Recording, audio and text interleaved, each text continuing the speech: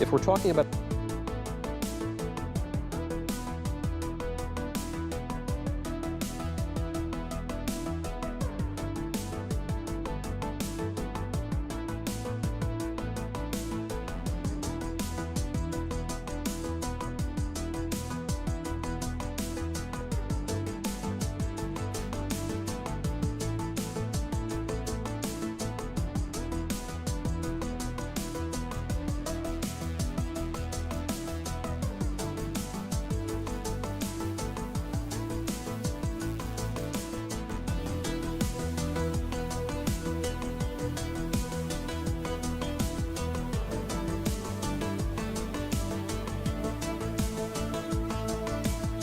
What is sleep to you? Most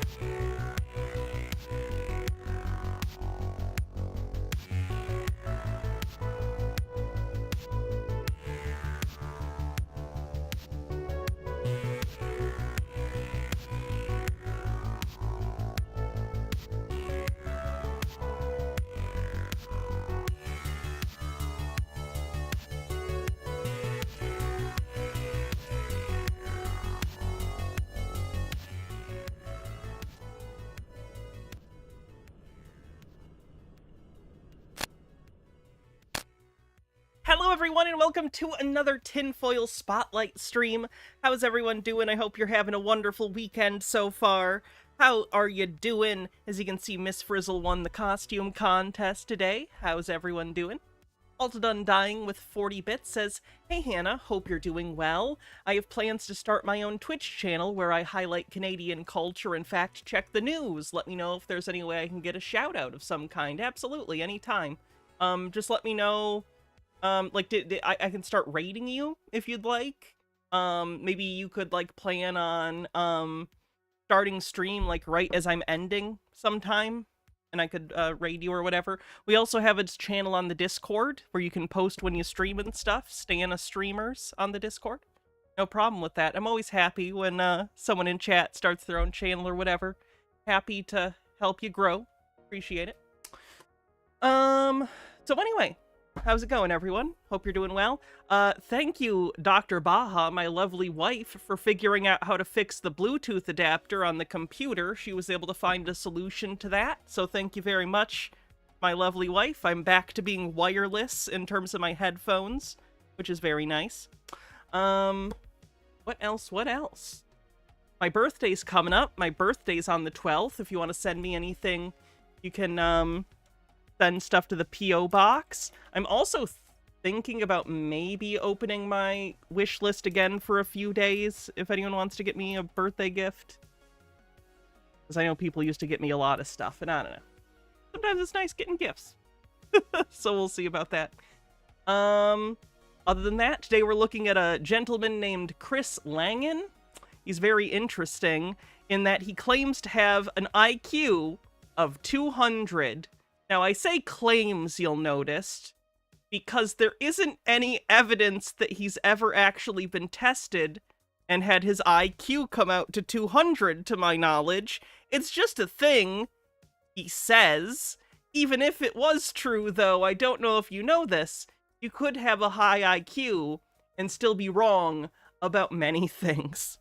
So anyway, we're going to take a look at some of his bonkers claims today. He tends to spend his time in right-wing, more conspiratorial circles, going around, and his whole shtick is, basically, you have him on your conspiracy show, or right-wing show, and he'll say, "Oh, I'm one of the smartest people in the world, and I agree with you." So basically, he's turned himself into a living rhetorical tool in which, by nature of giving himself the reputation as the world's smartest man, if he comes to your show and agrees with you, it gives fake credence to your claims, basically. So, just interesting stuff. It's a good grift. I mean, I guess he makes a living on it, so if you have no morals, I guess it's fine. Does Hannah have Dead Like Me on Blu-ray? Unfortunately, I don't. I do like that show, though. Maybe someday. Oh, exciting. I said this yesterday, too, but I wanted to bring it up. Broha Blast found me a DVD box set of the entire series of The Pickup Artist, that terrible reality show we watched a while back. What a find. Okay, so anyway, I don't think we have anything else. If you want to help support the stream, membership on YouTube, either for yourself or gifting them, and subscriptions on YouTube, or rather on Twitch, either for yourself or gifting them, bits, super chats, and of course tips. All right, let's get into it, shall we? Most people, they go to sleep and they wake. What is sleep to you? Most people, they go to sleep and they wake up not being able to remember what happened. Okay. Okay. Lady Ann with 53 months says, "I've been hitting the gym and it's going well. Glad some transphobe got kicked out of Planet Fitness, or I would have never considered a membership there." Yeah, I've heard Planet Fitness is decent when it comes to being cool about trans people. I remember everything. This is Chris Langan, the man with the two. Oh no! This one has a commentary already. I didn't mean to do that.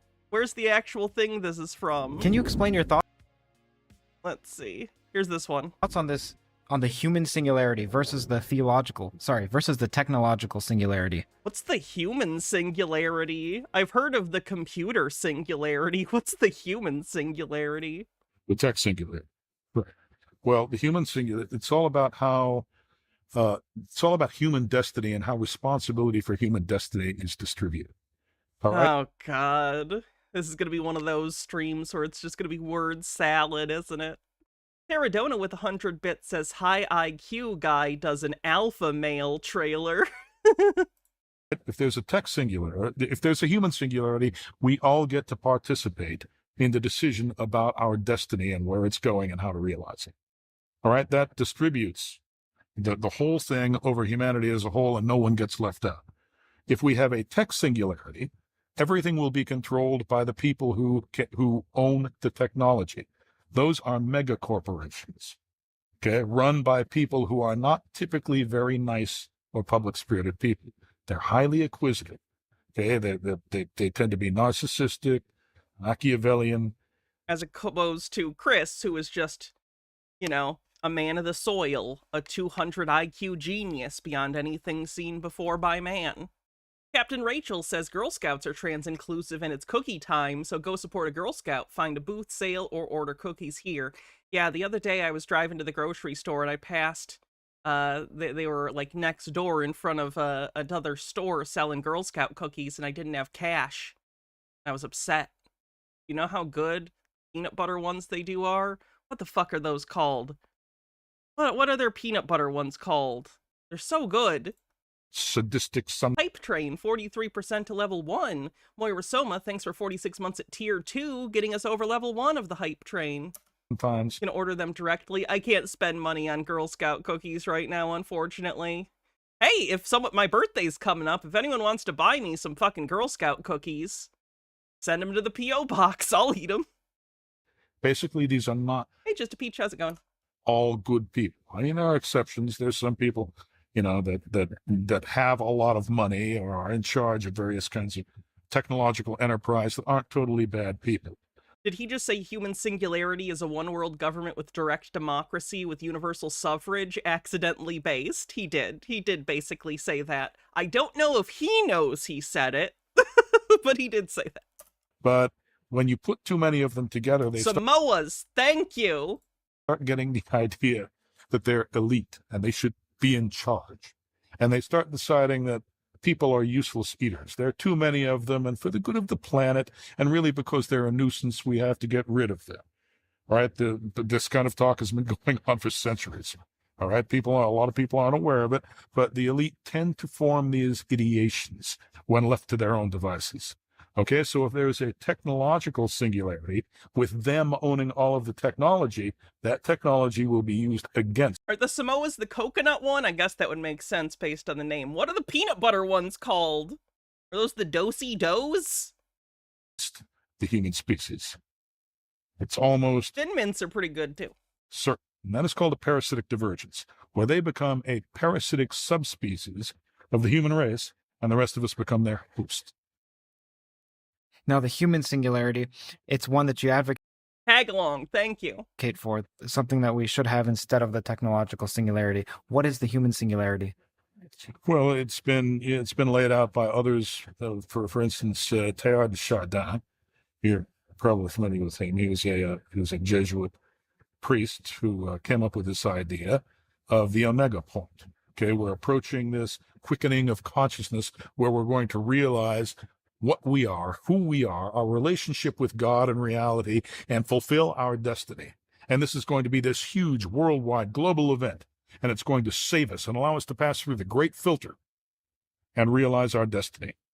That's what it is. He used that term great filter, or did you just I don't think he did. I don't think he used that term.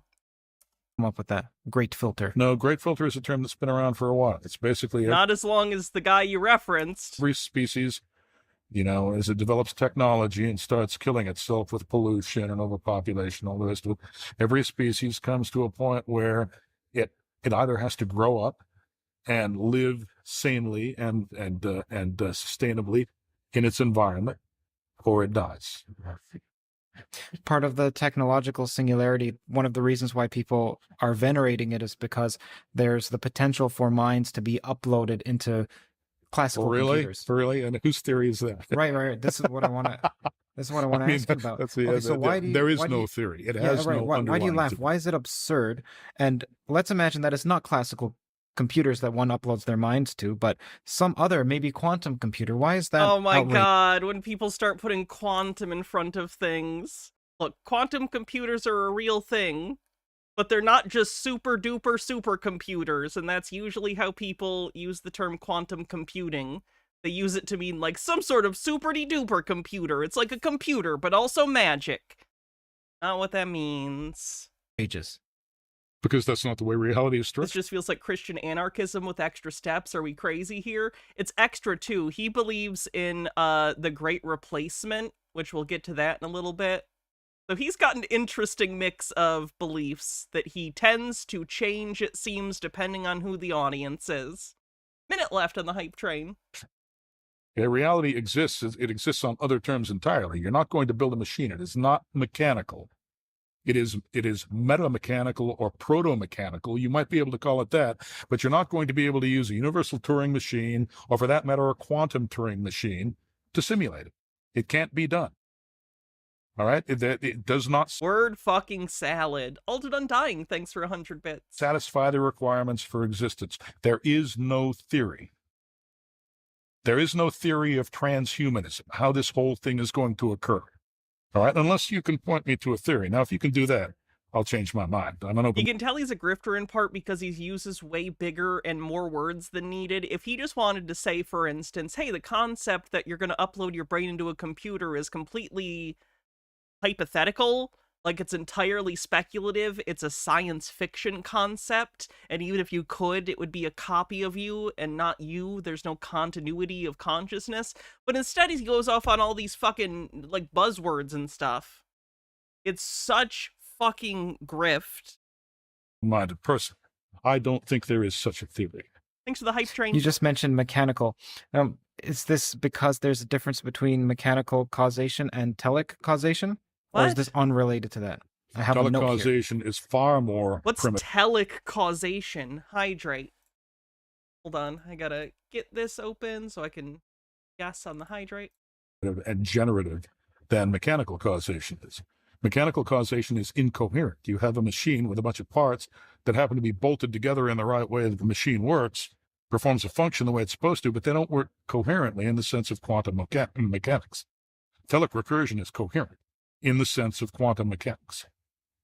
All right, so it's, everything is superposed on each other. All of the possibilities interfere within these. The more wordy the salad, the more likely the person is a grifter. I would say so, because if you're intelligent, your goal is not to confound your audience, it's to explain things. When you look at, like, actual science communicators, they aren't going off on as much jargon as possible. Usually they rhetorically, if their audience are lay people, will depend upon metaphor because it's understandable. Usually you're trying to explain something to your audience. It might not be an exact explanation, but you want them to understand some concept, right? People like this aren't trying to get you to understand it. They're trying to obfuscate. They're trying to sound intelligent by throwing out a bunch of jargon and buzzwords that sound like they mean something, but in reality, it's completely imparsible because it doesn't really mean anything. Or if it does mean something, it's not something meaningful, even if it was hypothetically grammatically correct. It's basically saying nothing. So the idea is that the audience will hear what you're saying, not understand it, but just assume, wow, those are big words. He's saying a lot of things I don't understand. He must be smart. So it engenders in some people who listen to this the idea that this person should be respected and listened to because he sounds smart to them, because it's words they don't understand. It's complicated words that sound like they mean big things. It's complete flim-flam. Quanta of causation called telons, which are just configurations of tellors like you. Do you have any thoughts as to entanglement speed? So what I mean by that is some theories predict that there's a maximum speed of entanglement. Right now, as far as we can tell, there's no speed to it. It's just instantaneous. I'm curious if in your models, it necessarily has to be the case that entanglement happens everywhere simultaneously, or if there is also a speed associated with it. Well, you're just talking about some kind of terminal lag. In reality, entanglement occurs in the non-terminal domain where things are meta-simultaneous. It is not appropriate to try to schedule them the same way things are scheduled in the terminal domain. Bullet Bill says another example is Hannah. Hannah also sounds smart. I try not to do. Here's my litmus test for this. If you're using complicated words to shorten your sentences, you're probably doing a good job. Like more complicated words are there because they convey more information, hypothetically, than other words. So if you're using it to shorten your sentence and make it concise, it's okay if your audience understands what you're saying. If you're just using big words to make your sentences longer, then you're doing it to look smart and you're an asshole, and you should stop doing that. Communication is meant to send and receive information. Don't complicate it just to sound a certain way. But there could be a little bit of a lag where, yes, there is some measurable amount of time that it takes for things to become entangled once their wave functions hit each other. That is a calculation I have not yet performed.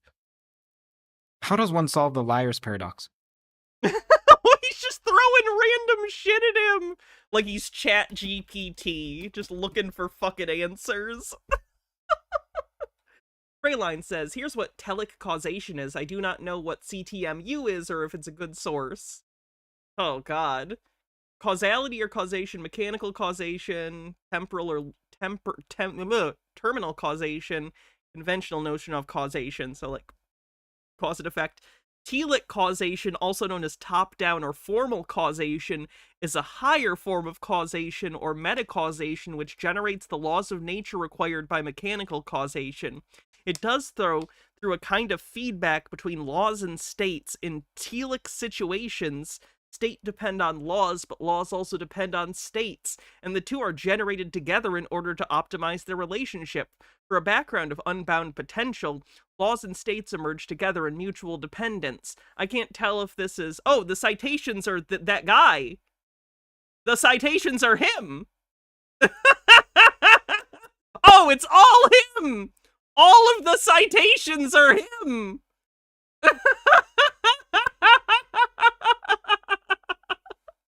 That's the way to do it. You just write all your own stuff, and then you just cite yourself in your earlier works. There you go.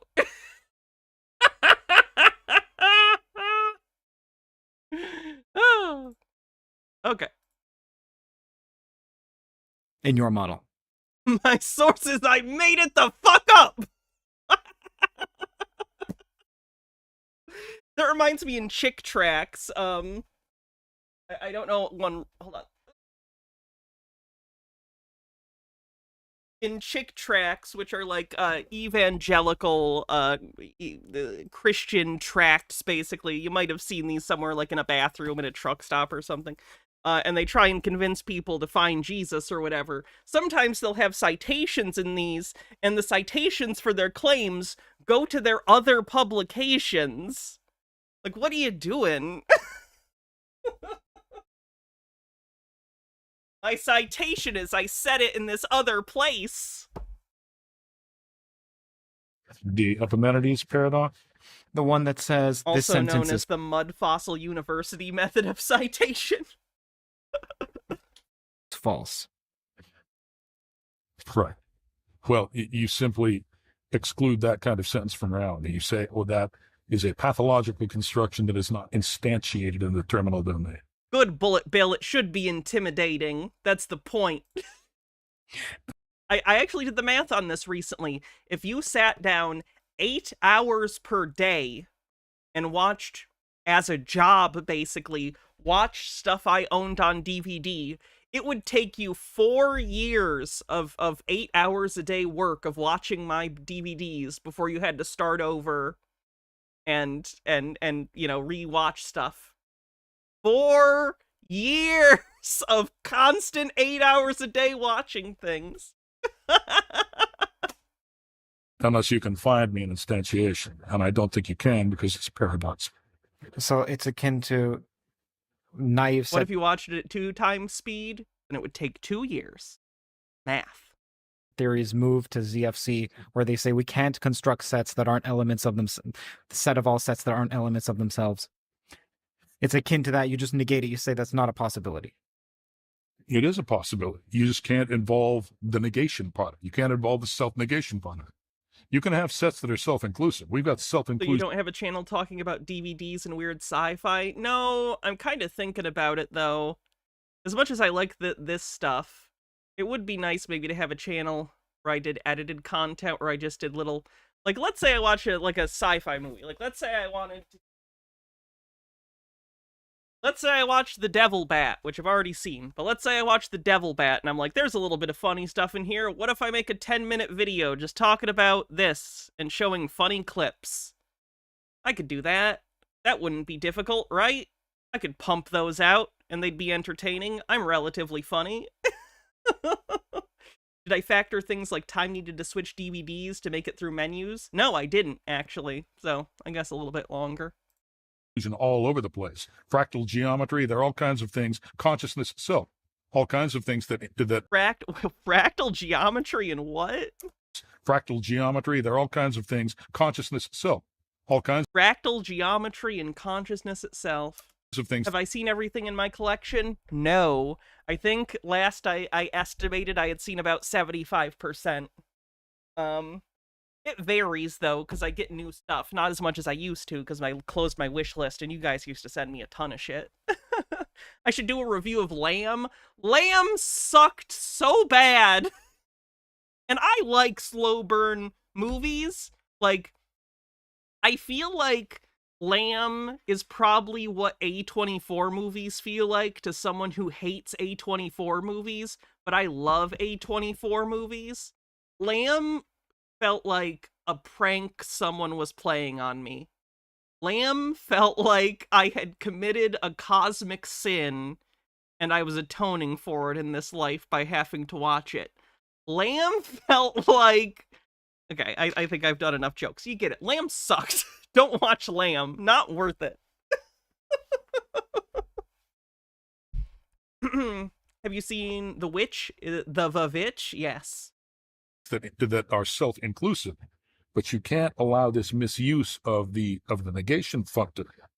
Okay, you can't allow that to intrude on them and render them paradoxical. That's what I'm saying. Is there a realm, it's like the pre-infocognitive realm, this primordial place, unbounded telesis place, where, as far as I understand, paradox roams? It's fine. It's just in our... Green guy with the $1 tip says, just review what you watched that week. I mean, yeah, I could do that.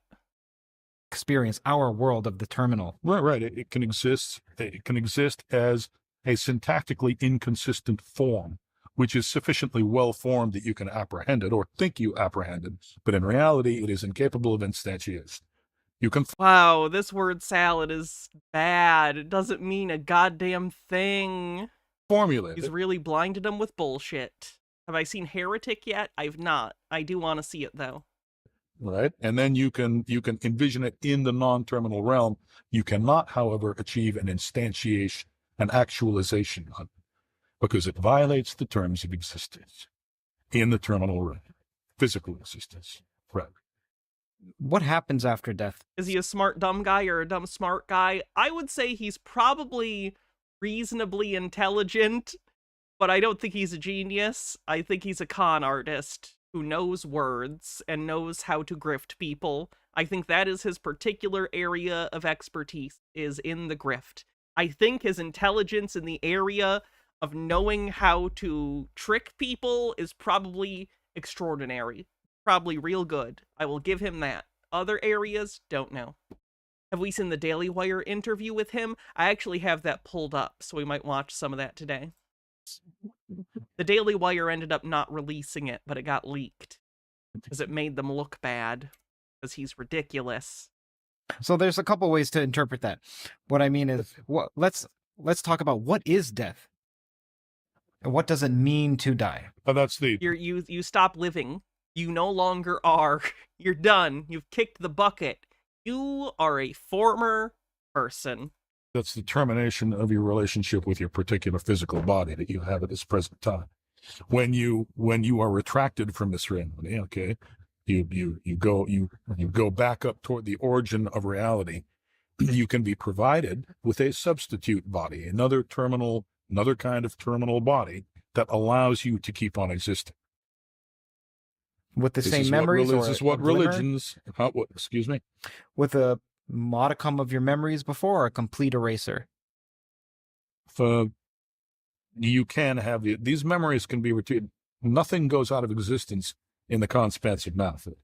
Your memories can always be pulled back out but there's no reason to do that. That's usually. Nonsense. Okay. Why cling to memories of a world in which you are no longer instantiated? So there's certain. Because who are you if not, at least in large part, a collection of memories? Like, your identity isn't just memories, but the way that who you are, whatever that is, your personality, it develops and changes and interacts with your memories and defines you as a person. Automatic psychological things that happen on death, at the moment of death. And also you mentioned what happens after death. That's not quite appropriate, of course, because that's a temporal preposition. And when you're extracted from the terminal domain, you're no longer time-like. Now you're no longer okay, so what he's trying to say, it sounds like, is when you die, you're outside of time. He could literally be like, like the TVA from Marvel. Like, he's acting as though the things he's saying are like high level, like philosophical ideas, and it's literally slop that's in Marvel products. But he's like, no, this is high level shit. But also, like the TVA. basically metatemporal. Seeing everything changes. However, you exist that way right now. Arguably, all of your lifetimes, if you were to be reincarnated again and again and again, all of those reincarnations are meta-simultaneous. There is a sense... Meta-simultaneous? You can just say simultaneous. Meta? What's the word meta doing in that sentence? Simultaneous is a perfectly... I think what he's saying is untrue, but to convey what you're saying, you could have just said they're at the same time. What is meta doing in that sentence? In which they all occur at once in the non-terminal. So when people talk about heaven, which I know you have your own views, a specific differentiated view I haven't heard before as to what heaven is, and even hell. When people talk about heaven, usually what they mean is something like reinstantiation of this body with probably a better hairline than I have, and You've got a great younger. hairline. Oh, bad. Mine. You should see Bernardo Kastrup, which I should put you in touch with. Have you heard of Bernardo Kastrup? I've heard of Bernardo. Yeah, He's as a matter of fact, wonderful. I think he was hairline. on email distribution. I was thinking. I think it was one of Jack Sarfati's email distributions. So who's that? Jack who? Jack Sarfati? Yeah. Jack Sarfati is one of the hippies who saved physics. Uh-huh. You Is ever he read that related book? to UFOs? Does he study UFOs? Yeah. As a matter of fact, I think he's working on right now. He's working on metamaterials that will allow us to build spacecraft that emulate Tic Tacs. You heard of those Tic Tacs that We're going to talk about that, man. I mean, yeah, he's a gonzo physicist, right? But he's been around since the 1960s, and he and there are a bunch of other guys, like Sarag and Nick Herbert and Fred Allen Wolf and other people like this. There's a guy named David Kaiser. I think he's at MIT. Bullet Bill says, I think the funniest part of this is the interviewer pretending he gets it, stroking his chin like, yes. And that's common for this kind of thing. It's an emperor has no clothes situation. It's a group of pseudo-intellectual conspiracy theorists listening to this guy say a bunch of nonsense that to them sounds smart, and they want to appear smart. So they all pretend they get it, and that he's a genius, and that, yes, we'll surround ourselves with this guy, and it'll make us smart. He wrote a book called How the Hippies Saved Physics. And these were the guys, these were, non-locality and all the quantum woo you hear about sometimes came from these guys. But in reality, they had a lot of very productive thoughts. And in a way, the world we're living in now is an outgrowth of some of what they were thinking and doing in those days. Huge update. I just launched a Substack a few weeks ago. It was somehow awarded the 2024 Featured Publication Award. Oh, great! If you enjoy these videos, remember I've never been happier to not have a Substack. I know. Great. Let's see what else. I want to see that clip where he says he never sleeps. Where the fuck does he say he never On sleeps? some level, I see what's Man with the 200 IQ. Listening to him completely changed the way I see sleep and dreams. in other words, when I dream. Jesus. Lennon Cat says, my next breakup speech, unfortunately it comes to pass that I must express my regret in informing you that the time has arisen for the initiation of division in this particular relationship as we extricate our particular physical and social entities. I feel like I just got broken up with by Data. I've had that nightmare. Dream, I usually Alien Deep Dish, thanks for raiding. Go check out Alien Deep Dish here on Twitch. I'm conscious of the dream. On some level, I see what's happening. People talk about lucid dreaming. I don't necessarily get into the dream and try to change it. Instead, I just watch it. What happens? Something is trying to communicate with me, about something that's going to happen, already did happen, some situation that exists. And so Okay, so he's claiming to have at least sometimes prophetic dreams communicated to him by some outside entity. That's not how dreams work. Quite a claim to say that your dreams are prophetic, and he just says it like it's the most reasonable thing in the world. I'm going to pay attention to that communication, and I'm going to try to decode this when I wake up. Now, is that dream different dimensional dream, a different reality when you sleep? Well, what is that when There are too many podcasts. I understand the irony of me saying that on a Twitch stream. We all give our opinions too much. I think we should all shut the fuck up more. I think that would be good. I think we all need to shut the fuck up. I think that would be awesome. we dream? Can we just have like 5 years where everyone shuts up? No opinions for 5 years from anyone. We just stop. We just need a break. It's a language, all of these things like that gorilla in your dream, those Yeah. are symbols. They're the symbols of a language. So what happens is when you have a dream, it is actually speaking a certain language to you. But you've got That's certainly a claim. That's the kind of thing that Sigmund Freud believed, and our understanding of dreams, to my knowledge, is still developing. There is sometimes, I think we've all experienced dreams where we can draw connections between what happens in the dream and real life, or at the very least, maybe you're experiencing stress in real life and that emotion is maybe imbued into a dream. But the idea that everything you see in a dream is directly symbolic of something in the real world and has definite concrete meaning, that's not a claim that you can really make reasonably. That's not something you can say. That's bullshit. to do then is try to This is interpret just a bunch of woo BS from the 80s. I wonder if that's when he started his grift. I actually don't know. the dream, which means finding out what that language is trying to tell you. There was a message here. Okay, how am I going to decode that message?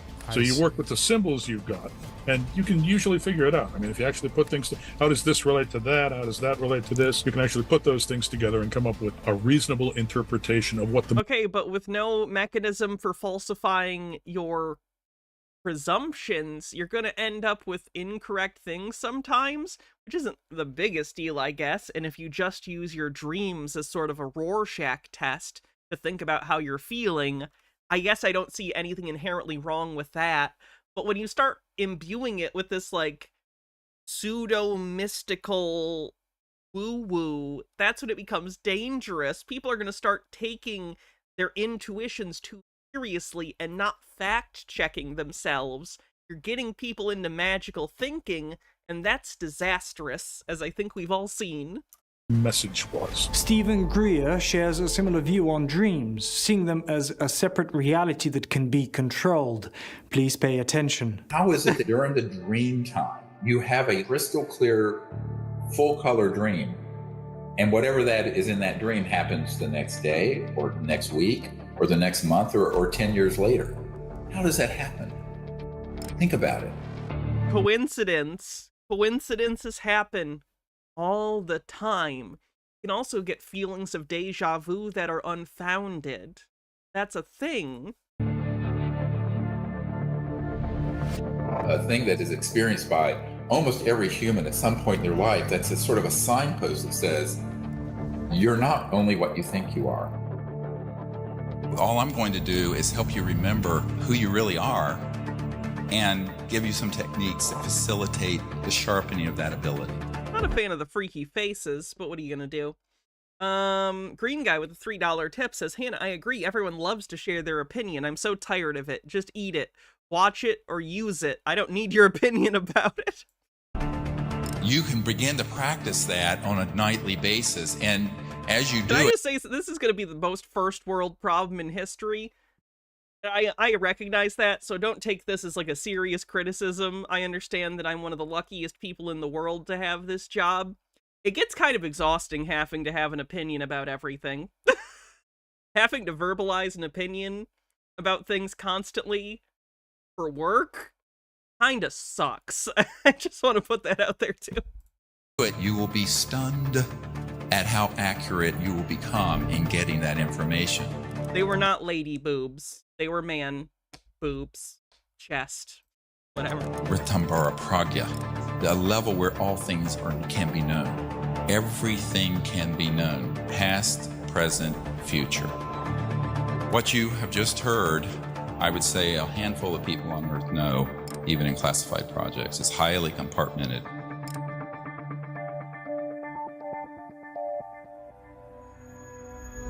I'm going to share in a moment a few of these sort of techniques. Are you going to go back to Chris? Most people see remote technique. Jesus, how weird. He jumped completely off. He used Chris as a way to get in, and then whatever.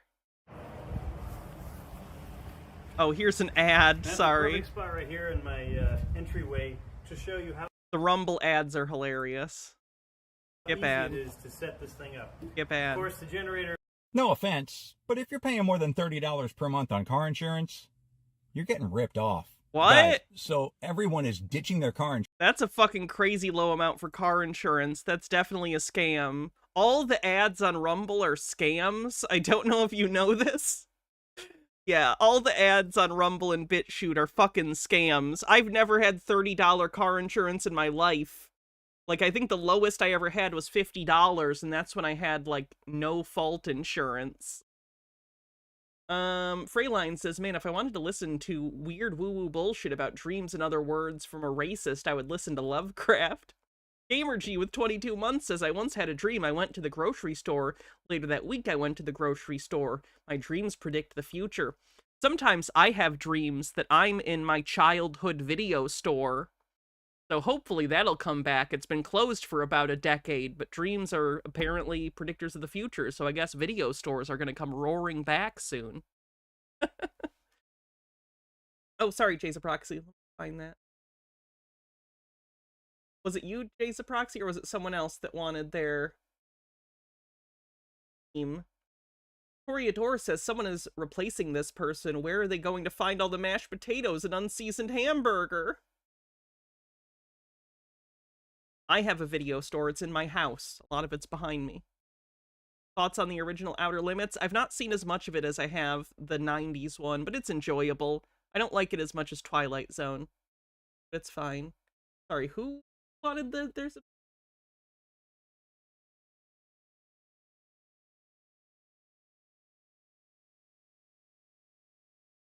Whoever is trying to redeem their subscription, at me in the chat.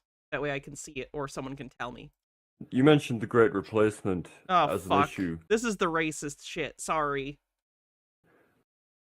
I mean, how grave do you see this issue? What do you think the consequences, the long-term consequences of the Great Replacement are? Well, I think the long-term consequences are the having the majority populations of North America and Europe and Australia and New Zealand diluted out of existence. Diluted out of existence. Not a fan of that language. Toreador says, does your video store have a back area? No. I do have the Sinful Dwarf, though. Does that count? I think, basically, if you're going to take... Talked about eugenics, too. Of course he has.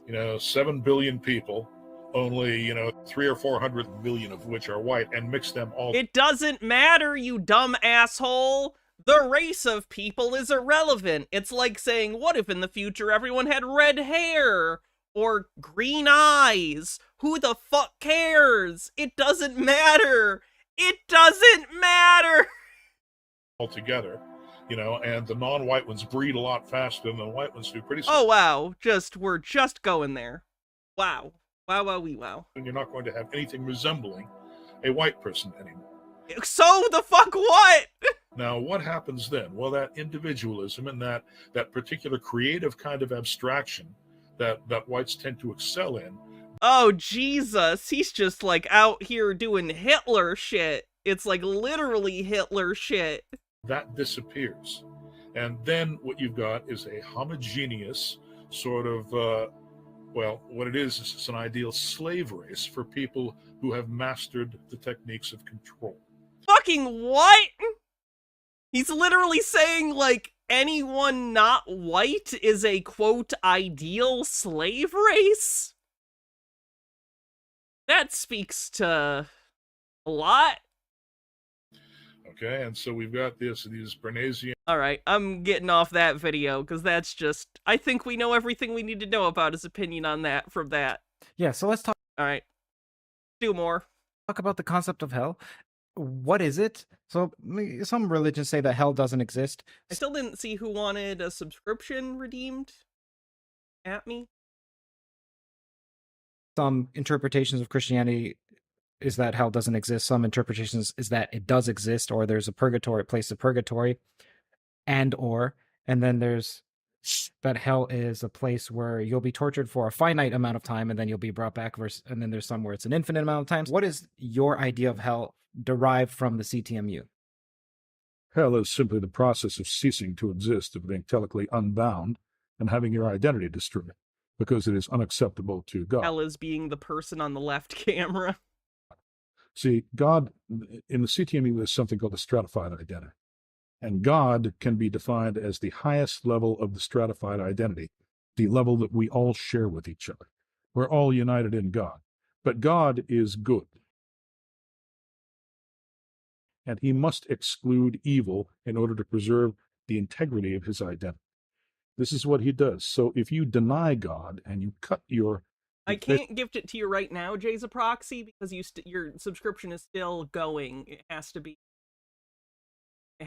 like done for me to actually give it to you, unless you wanted me to give it to a random person. If that basically you're cutting your line of communication with God because you hate him so badly, then God can no longer see you, no longer wants to see you, and can no longer accept you into himself because he's totally consistent. God is totally complete. I'm so curious as to the origin of his claims of the 200 IQ. When did he start saying this? When was his first mention in public that he claimed he had a 200 IQ? Completely self-consistent and will not tolerate his denial. It's just not something that God can afford to tolerate, because something that is perfect cannot tolerate, cannot absorb or assimilate imperfection into himself. He can talk. Why is perfection defined by acknowledging the thing's existence? That doesn't follow. That doesn't make any sense. And if something that was perfect created imperfect beings, then by definition it's not perfect because those beings were derived from it. You see how this is like just nonsense and you can poke holes in it because none of it means anything and all of it means everything and nothing means anything? Fucking man. Hate this crap. Tolerate it for a while, but then after a while he's got to exclude it. All right, so this is what hell is. Basically, your own highest level of identity is telling you you can no longer exist because you're no longer in touch with me. You've cut your own identity in half. You've severed it. It's called the soul, the human soul. That's what these levels of stratified identity are. They're your soul, and once you interdict that, once you sever it, okay, you're cut off from God. That way, your own highest level of identity cannot communicate with you anymore. Toreador says, can God make a kettle that even he can't tell is in orbit somewhere between Nibiru and planet Xenu? It can't see you. So when you die and you beg on the deathbed, please take me back in, God can't hear you anymore. That's a terrible thing, and I don't wish it on anybody. But if people understand this, and they understand this stratified identity, and they understand what God is, namely their own highest level of identity, they won't punish themselves with unbinding and destruction. Now, because that's a very unpleasant experience, everybody wants to cling to their identity in the end. It's hellish. People create their own hell by rejecting their own highest level of identity. There's this phrase, I don't know where I got it from, but it says that hell is a prison locked from the inside. That's correct. Well, that's a very good, very apposite quote. Is it a place of torture? Is it a place of torment? Is it a place of infinite heat? Oh, well, you feel tortured and tormented, that's for sure. And if your conception of hell is a place where there's a great deal of heat, then you're going to feel that too. So he's saying it's entirely based on your own conception of hell? So, like, if I, in my head, convince myself that hell fucking rules, it's gonna be awesome. Good to know. Bring with it your own ideas of what hell is? That's correct. Where else would they come from? For someone like Dawkins, who doesn't believe in the concept of hell either, would he then experience nothingness? Okay, well, you're right. I probably shouldn't pick on Richie Dawkins. He is what he is, but Richie Dawkins will create his own kind of hell. All right, because he will create his own kind of hell, and that is probably going to be a hell where nobody pays any attention to it. Okay? He's no longer a big shot at Oxford University. He can no longer run around telling people how much he hates God. Nobody wants to listen to him anymore. That's what will happen to Richie. That's it. It feels a little personally angry at him. Now, I don't like Richard Dawkins either because he's like a transphobic old dude. But he feels like he has kind of a personal grievance against the dude. His hell. And then finally, in the end, he'll just be melted down. Of course to it goes nothingness. against what he just said. Of course it does, Trey. It's almost like he's not a genius and he's just a con artist who probably did good on his SATs, at least on the vocabulary portion. And the telesis of which he consists will be redistributed to the rest of the universe. You mentioned God can't absorb what's imperfect because God is perfect and he needs to stay consistent. Then how did he make people who are imperfect? Doesn't make any sense. However, none of us, at least I'm not perfect, and no one that I've met is perfect. So does that mean that none of us are going to heaven? None of us will be ultimately reabsorbed back into unbounded telesis?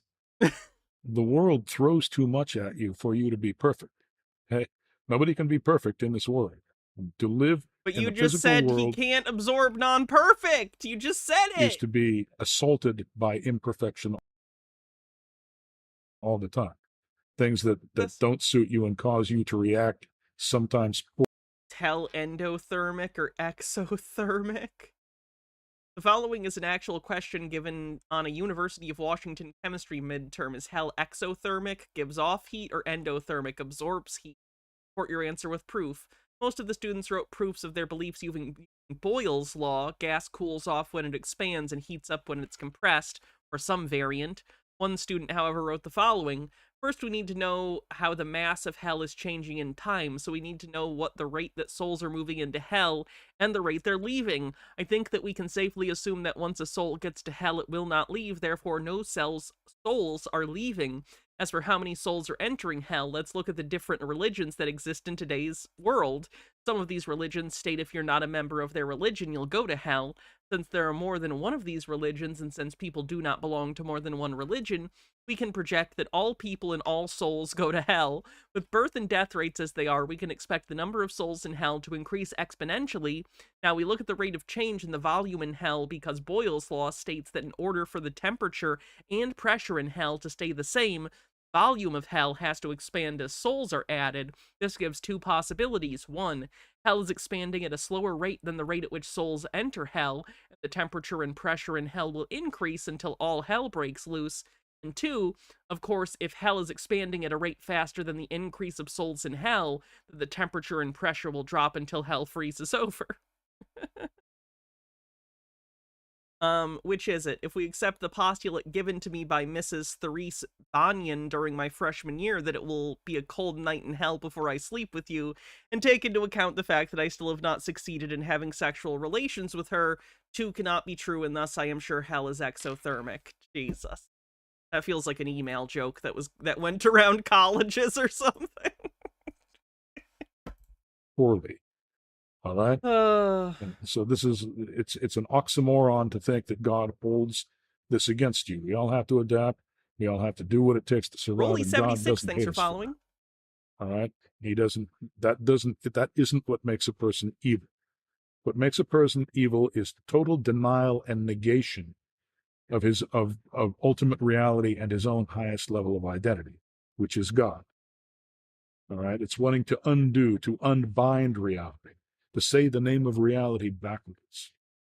That's what evil is. And To that's say the name of reality backwards, like Mr. Yeslick, Nix Yeslit Lick. you get punished. And that's unfortunately what a lot of these new atheists are doing. There's someone like Peterson who would come out and say that, Sam Harris, you say that you're an atheist, but you say that with your words, but you don't act like that with your body because you treat people with humanity. You If no believe in God, why not monster to people? Because you're a human being. Because morality is not dependent upon a belief in a deity. Jesus. are concerned with the world living and not dying, Yes. flourishing. Because we have feelings and empathy and like priorities as human beings. Correct. Do you agree with Peterson saying that you can say that you're atheistic but not act it, and thus This is just presuppositionalism again. We're just reinventing presuppositionalism, but stupider? Great. does someone get saved even though they profess atheism? Well, yes, basically. The problem, however, is that once you've professed atheism, now you've got to get God's attention again. Okay, once you've severed your soul, once you've put a cut in your soul and you've actually cut God off, now you've got to heal that severance before God can see you again. It takes a long time. It's not going to have, oh, well, I've changed my mind. I've decided not to hate God anymore. That's not good enough. Okay, it needs to go on for a long, long time, and you've really got to try and you've got to cry like a babe in the woods until God finally hears you. His idea of God is horrifying and eldritch. Might I point that out? Okay, so it's not easy. These people are hurting themselves. Atheists are invisible to God. Apparently, I'm gonna break into God's house and steal his shit. By cutting themselves off like that. Hey, honey, is there a light over there? You know, one of those lights, those wood lights. Green guy says all the word salad is too much roughage. It's killing the wife. So with that, turn on that clamp light. I want to see how that influences the. This thing is getting in my hands. What I'm getting at is almost the opposite of not all those who cry, Lord, Lord, will be saved. So on the one end, even if you claim to be a Christian or you claim to believe in God, that's not enough. You have to also act it. And on the other end, one can say that even if one says that they're against God, but one acts kindly, one acts lovingly, Can I get the Holy Grail? Why do you want a muddy old cup? then does that mean that they still can be saved? Peterson would say, now he doesn't talk about heaven or hell, but he would say that you believe in God with your body. You don't with your mind. But the ultimate test is your actions. And what I'm wondering is, By their deeds shall you know them. right. So then does that mean, to pick on Sam Harris, whom I may be interviewing at some point, so Sam, if you watch this, well, this is just for fun, to pick on Sam Harris, would you say that he, in your model, will be going to heaven or hell, assuming that Sam Harris is a good person with his actions, but professes atheism vehemently with his mouth? Unfortunately, your relationship with God cannot be feigned. When somebody is doing good acts, it could be only because they want to be recognized by others as someone who does good. Fanzine, thanks for a 45 stream streak, says all the love and good vibes to everyone here. Hannah, thanks for always being there to make a bad day better. Stay safe, y'all. You Good acts. They want the moral approval of other human beings. That's not good enough. Okay, there actually has to be the acceptance of your own highest level of identity. By the way, we have a rainstorm going on here. Now, can you still hear me? Completely fine. Can't hear a thing of the storm. Okay, good. Have you ever found yourself Jesus. Oh, it's an ad. questioning reality and then every week's Oh 50 my god, it's a HelloFresh ad. God damn everything it. links someone denied us Langan distance. Let's take a I'm glad I don't shill things to you guys. I'm gonna put that out there. Pretty glad about it. Keep Lord says, I did some background research on this guy. It seems like this guy actually is near perfect, and he really does have a fantastically high IQ. There's some actual footage of the testing monitors analyzing his IQ test as they found out. Is this going to be a Rickroll? No, okay, it's Chakotay. Computer is bringing up some kind of message, but I can't access it. You better take a look at this. I can see it. What is it? The Omega directive or whatever. Some clearance to access the message. We can't find. I can't play much of the clip. It's copyright. But I recognize it. I get it. a quote from someone who criticized you. You said, if someone denies the existence of God, then God will exclude them from reality. And then this person said, well, okay, how does Langan explain the continued existence of militant I atheism? find that cosmological view of God so funny. Imagine you're God and you create beings with the capacity to not believe in you, which is entirely your choice. You didn't have to do that. Like, there's not some need to do that, and then you get mad at them for doing the thing you made them to potentially do. That's hilarious.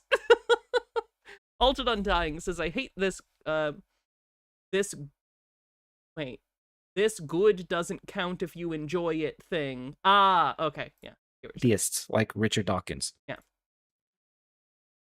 Well, they have a physical body. They're basically cohering to their physical body, and that's what's providing them with a continued identity. They've reduced themselves, however, to pure physicality. There's not much left there. They've actually cut off their highest level of identity, and that will affect them when they are retracted from the mortal plane, and they no longer have a body here that holds them together. Then that's it for them. Richard Dawkins is militant. They're talking about the fact that he wrote, like, The God Delusion and his, vehement, you know, I don't know what to call it.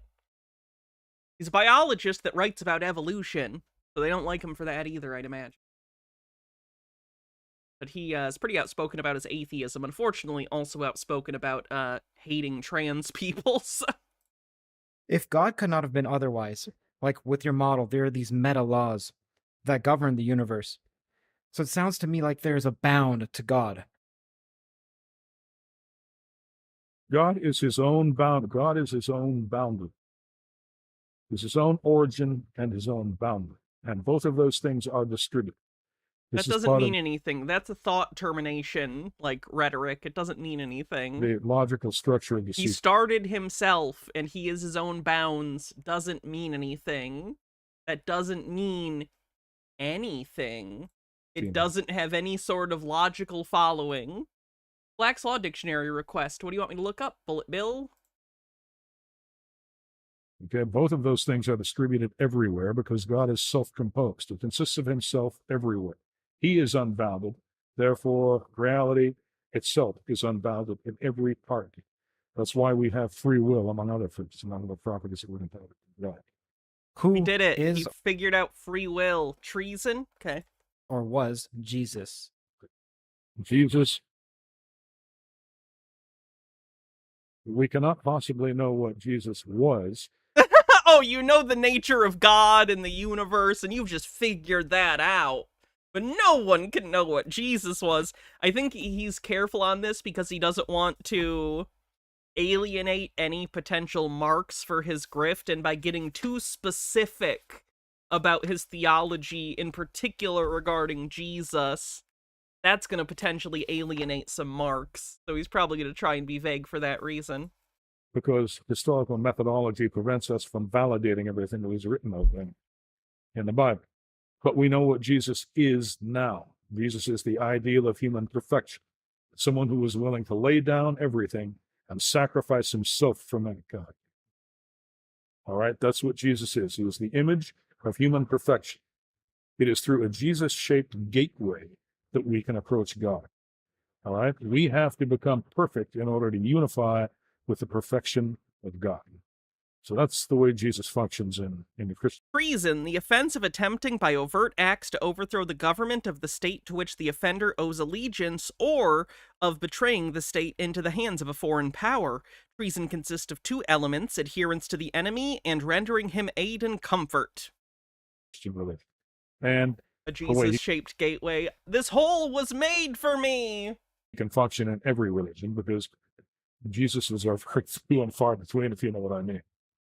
In Buddhism, of course, Buddhism has another central figure who is Buddha, Gautama Buddha, Siddhartha. He is basically another kind of cat and tyrant. He didn't talk much about God, right? You can sort of infer a conscious higher reality from some of the things that Buddha said. Wow, he's an expert in Buddhism, too. Acknowledge the existence of God. He was also a rich individual that was born into privilege, and then went around traveling and meditating and ministering to the masses and so forth. Bodhi tree for like decades or something. In several ways, he doesn't quite measure up to the image of Jesus. Jesus was born poor. He didn't start out with any advantages at all. He lived like a normal man, like an ordinary. I would argue, and this is going to be subjective, we're talking about religious stories, so like, this is subjective, but I would argue, at least in terms of mythology, starting wealthy and giving that up, being and having the opportunity to have wealth and comfort, and eschewing that in favor of a life of trying to find oneness, trying to find a center path, that's, inspirational. Again, I don't know how true any of this stuff is, and I'm not a Buddhist, but like, I think it's a little shitty to just be like, oh, obviously, it's more impressive that Jesus grew up poor. Come on, man. Are we playing bingo or not? Human being, absorbing the slings and arrows of outrageous fortune at every turn. Don't which is what we fucking Hamlet at me, you motherfucker. You motherfucker. Have to do. That's what we're expected to do. Therefore, Jesus is an exemplar for us. Whereas Buddha, technically, is an exemplar to people who are born with privilege. To be or not to be, that is the question. Whether it is nobler in the mind to suffer the slings and arrows of outrageous fortune, or to take up arms against a sea of troubles and then want to withdraw from reality and have a meditative existence and, never mention God. So there's a little bit of a difference between the two. Now, in the CTMU, we don't discriminate against Buddha because he lacks Jesus-like characteristics. Instead, we recognize him for his strengths, what he was, which is considerable. Buddha is not a lightweight in terms of religious figures. So he doesn't suffer at all for his non-resemblance. I'm not going to fall for that, Phoenix. I don't believe you. Jesus. You can't make me look. But if we want the ideal of human perfection, that's Jesus. Let's get to some other intellectuals. Like I mentioned, for me, I love hearing I am dressed as Miss Frizzle. Academics speak about. We do a costume thing. We did like tip goals for costume streams. We're a quarter of the way through, if anyone's curious, by the way. About 300 days left of me wearing costumes, and today Miss Frizzle won. Other academics or intellectuals speak. For example, if Russell commented on Aristotle, it illuminates not only how Russell thinks, but it gives me a new perspective on Aristotle at the same time. So I'm going to bring up a few different giants, intellectual giants, and you may not consider them to be so, and we'll see what you think of them. Have you heard of Clee Irwin? Yes. Are you presenting Clee as an intellectual giant? Yes. I'm wondering what you think of Clee Irwin's theories. Clee Irwin has theories on quantum gravity. I'm unsure if you've taken a look. Oh, another crackpot, probably. And as well as consciousness. So what do you think about them? Well, Clee seems like a smart person. I don't want to say anything bad about until you redeem the next year. I guess Clee. We'll see. But I will say that Clee has a lot of ideas that are very CTMU-like. And believe it or not, I do miss wearing normal clothes on stream. The problem with that is... So it would be nice after the 400 days to, wear normal clothes for a while and try and look cute and not have to be a clown. But whatever, you know. I got to these ideas a long time before Clee did. And I actually had to force Clee to cite me in his most recent paper. What was the name of that paper? Reality Self-Simulation Hypothesis. Okay. Anyway, Clee has a theory. It's got a number of ingredients, some of which are questionable, some of which aren't. It's based on Garrett Lacey's E8 theory. Right. It's a certain cynical group to you. But there are other aspects. And I was joking back, Phoenix. I knew what you were doing. That are straight, pure CTMU. Okay? And I was simply not mentioned. Now, you know, I understand sometimes people don't know any better. But, you know, at one time I was on every major news network in the country. There are probably relatively few people who are above a certain age who never. The Frizzle choice is so apropos for Hannah streams, though, so on point, because you all wish you had stayed home today. Heard of me. A lot of them have forgotten that they heard of me, but. You have no power? That sucks, Sophie. My power went out like 2 nights ago at like 10 p.m. Sucked. I watched a silent movie on my tablet for 2 hours until the power came on. Cecil B. DeMille's King of Kings, if you're curious, was pretty good. You know, nevertheless, I was still there. Peeplord says, point of shittiness. In Thailand, Buddhism is used to excuse selling women and girls to sex trades, citing it's okay because the hardship in this life will let them reincarnate upward in their next life, by which they mean as a man, because it had better. Source, monks I talked to in Thailand. Jesus Christ, if that's true, that's horrifying. I think that people really are good at justifying horrible things they reasonable literature search should turn up something about the CTMU if you undertake. If you're actually doing your job and looking for, you know, other ideas that are comparable to yours, you're probably going to bump into. So Clee's theory is, to the extent that it resembles the CTMU, it's great. Okay, other parts of it are questionable, but here's the key part is, Clee is missing essential structure that you need to have a working reality self-simulation hypothesis. What? And a reasonable TOE, theory of everything. He's missing certain key ingredients that are built into. Okay, I'm gonna move on to the next thing. Excuse me. Do some other interviews. If we can base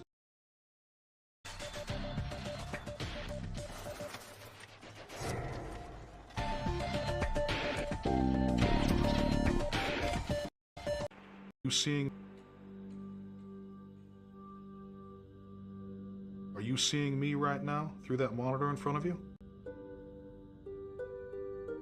The answer is yes or no, and if you can't choose, you can't perceive me.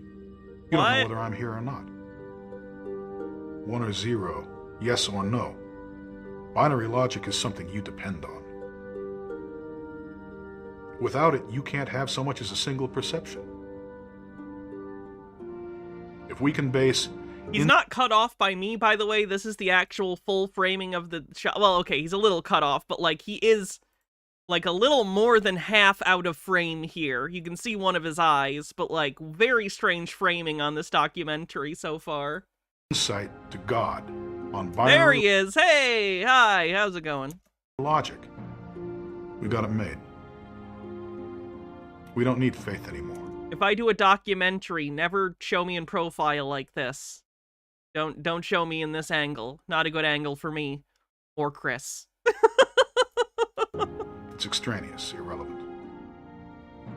I am closer to absolute truth than any man has been before me. And very humble, too. Do I think that makes me better than everybody else? No. I still work in a bar.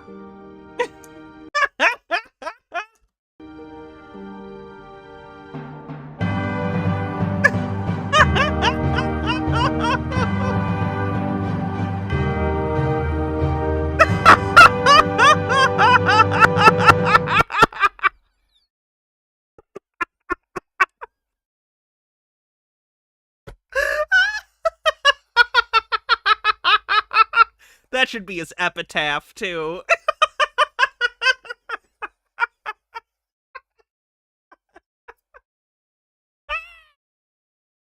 All right.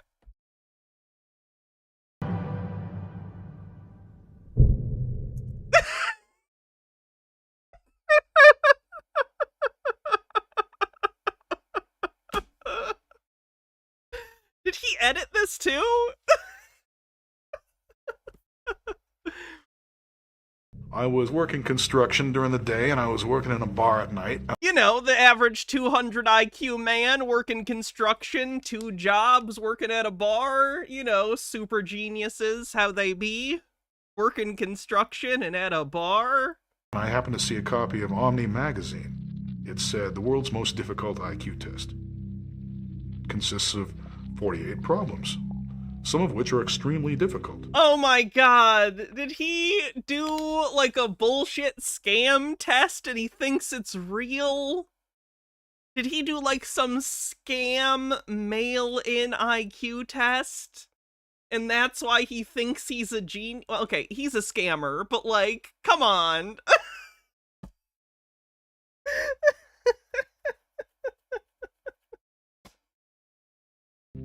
I think, gee, that's interesting. You know, that's interesting. I always wanted to know what my IQ was. Okay, so not talking necessarily about like the efficacy of IQ tests, because we've talked about that before. But I don't know if you know this. This is not even a real IQ test.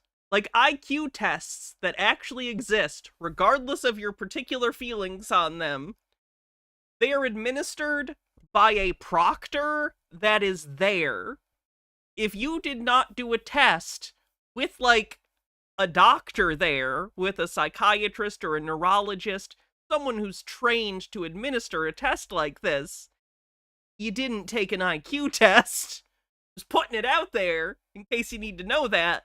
Any test where it's just like, oh, it's online, or it's a mail-in thing, it's a scam. They're scams. Okay, cool.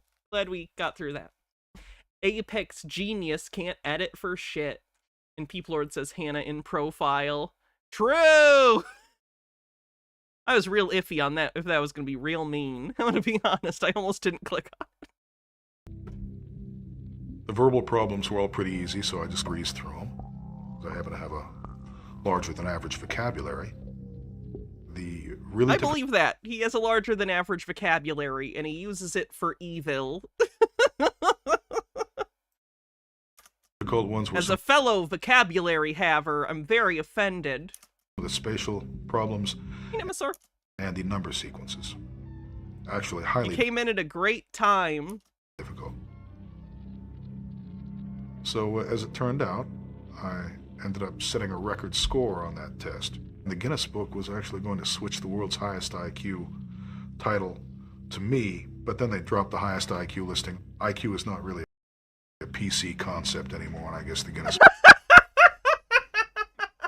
Guys, the Guinness Book of World Records, which is totally legitimate and not just a company that sells people records for money, they totally were gonna give me the record, bro.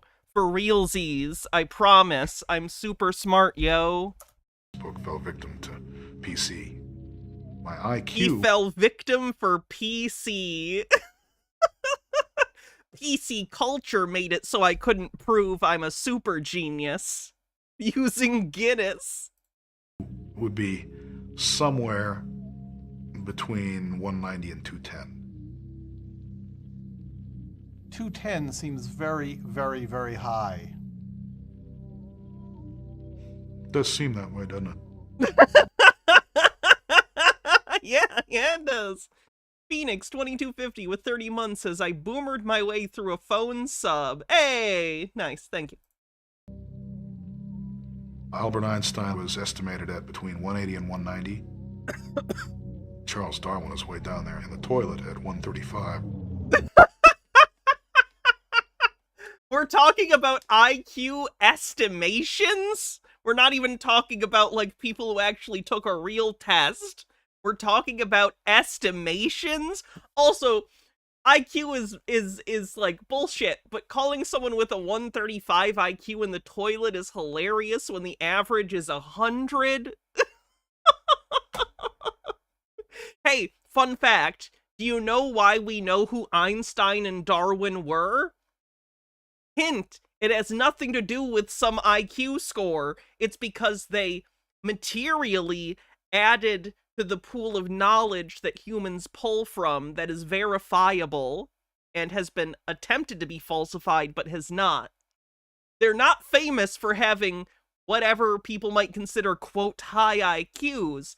They're famous for what they did. You could have an IQ of 300, and if all you do is you sit online and you go to right-wing channels or anywhere and grift at people, you're still a loser. Your IQ doesn't mean dick. It means nothing.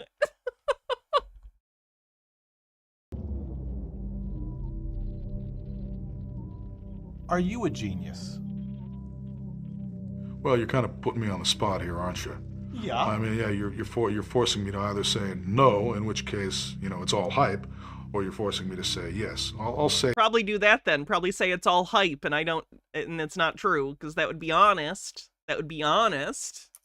probably yes, I am a genius by most. Trey says, my IQ is over 9,000, but I'm too lazy to do anything with it. Of the criteria, the definitive criteria of genius, I think you'd have to consider me a genius, yeah.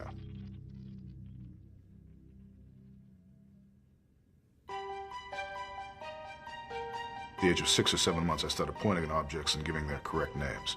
Little red pair of shoes with little brass buckles on them that I really loved, and I thought that buckle was a beautiful word, so I pointed to the buckle on one of these shoes and said, "Buckle." Shows buckle in the dictionary.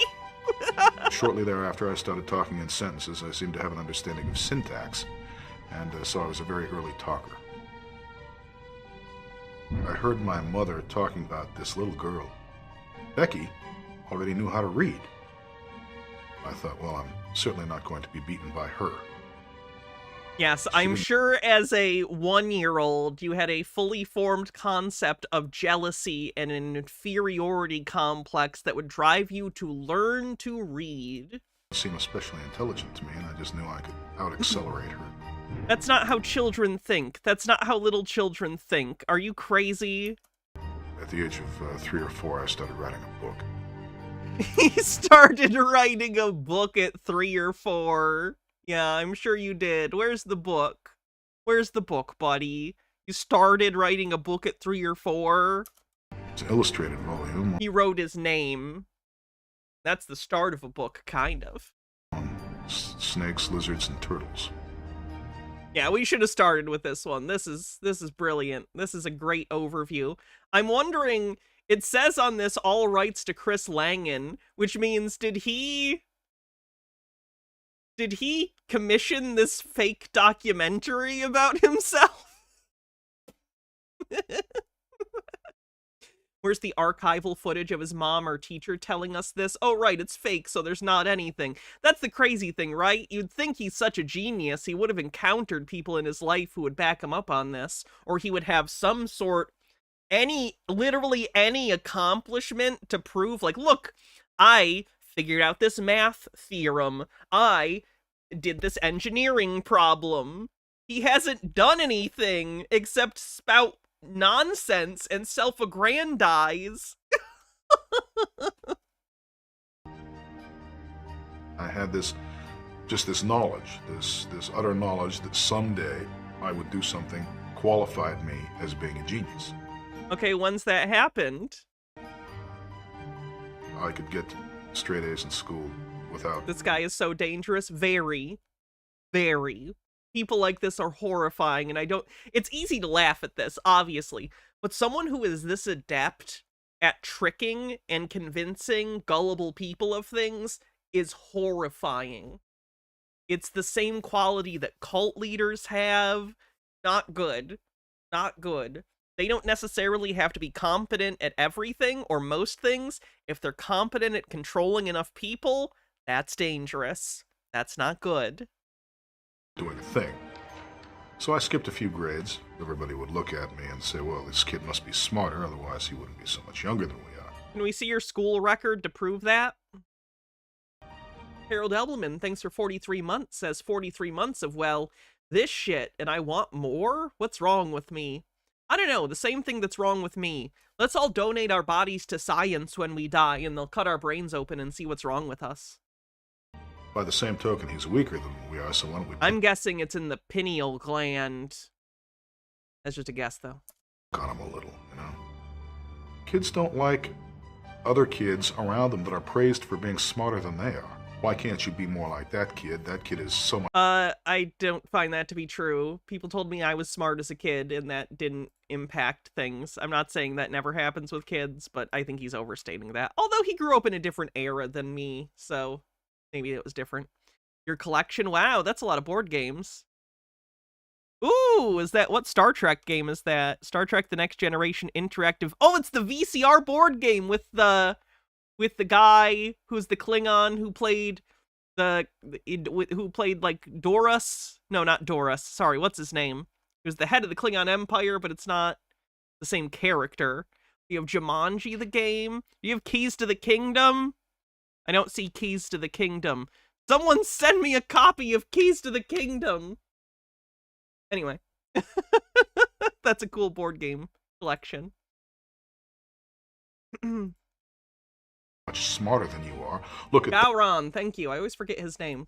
That kid's work, so much better than yours is. I mean, that's got to be an unpleasant thing. We were always the poorest family in town. All kinds of. By the way, if you don't know what I'm talking about with Keys to the Kingdom,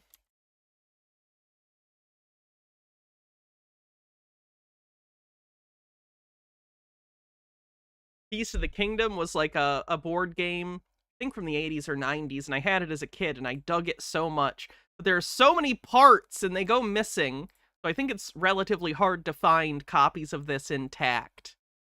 But, like, you have your little adventures, and the board folds when you get on the whirlpool spaces. I don't know if anyone knows this game or remembers it, but I fucking loved this game as a kid. I would literally pull the board out just to play with the board, because it was so interesting with the art on it. The art's very D&D inspired. Cool stuff. Anyway, sorry. Got off topic. On our bodies and fat lips. Kids are like sharks. They made the mistake of I see the remake for Key to the Kingdom. It's pretty good. I didn't know they remade it. These welts and things were signs of me being weaker than they were. They rapidly found out that wasn't the case.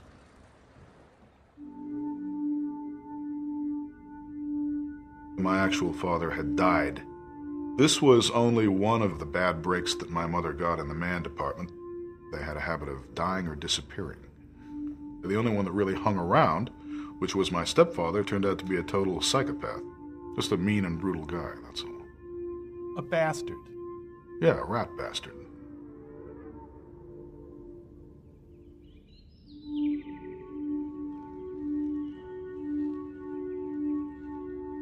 Jack did not like to be in the presence of anyone more intelligent than he was. I saw him put on this pair of leather gloves. I've noticed you're a pretty smart kid, he said. You probably know how many miles it is to the sun, don't you? And I said, yes, as a matter of fact, I do know how 95 million miles on average? many miles it is to the sun. It's, you know, between 92 and 93 million miles. Was it 93? Kablam, right in the mouth. The reason he put on the gloves was that he wouldn't skin his knuckles in this. Trying to consider something here.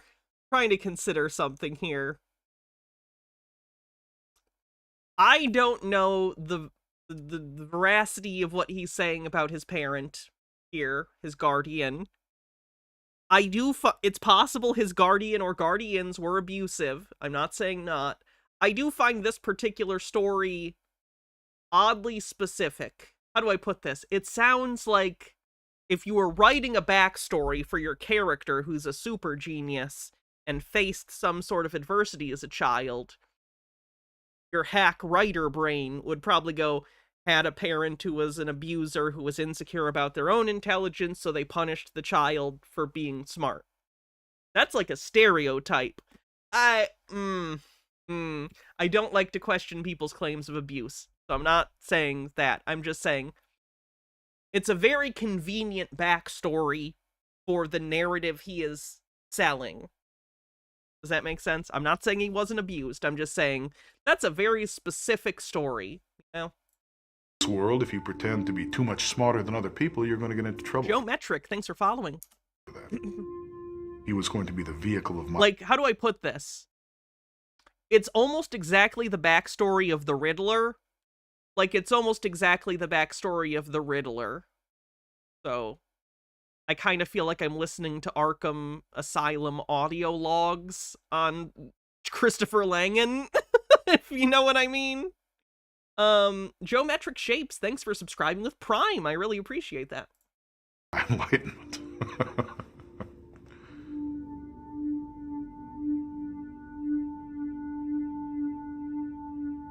We got a horse. The horse's name was Whitco. If the fence wasn't high enough, and they were never high enough, this horse would just get away. So he entrusted me with making sure that the horse did not escape. The first time the horse got away, the old man beat the crap out of me, just like I knew he would. Next, he went down and got himself a heavy galvanized dog chain and a couple of padlocks. Puts one end of the dog chain around the horse's neck and padlocks it. And he says, "Come here." And I went over there, and he put the other end around my waist, and he padlocked that. And he drives off.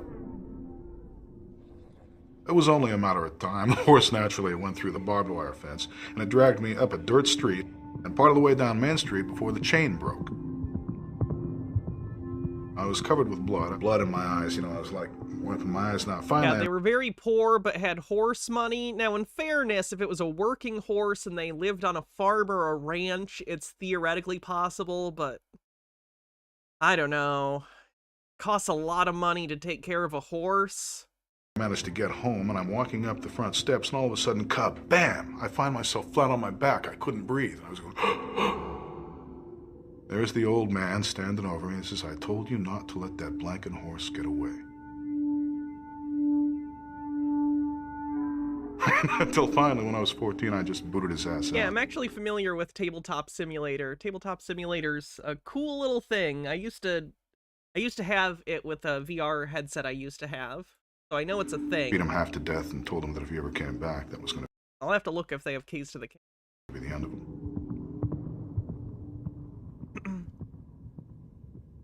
I found the whole experience of school to be highly annoying.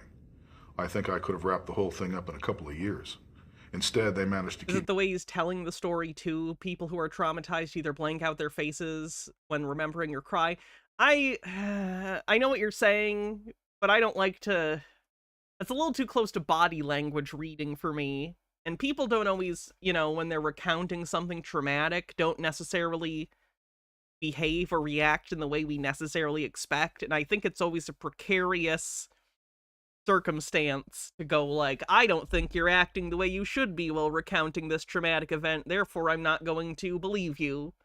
That's just, I know what you're saying, but I can't say that to someone. Now, this guy in particular, maybe I'm more likely to disbelieve him because he's a known grifter. I'm just saying generally, I don't like to use that as a litmus test because you don't know. People don't always behave how you expect them to. Sometimes people have, like, neurodivergence that causes their reactions to be outside of what is considered the norm. It's just, there's too many outliers to make some solid rule about that, Trey says, this does bear mentioning he's tapping into a lot of the tropes of the struggling genius. Like, what are the odds he hits everything on the checklist? Yeah.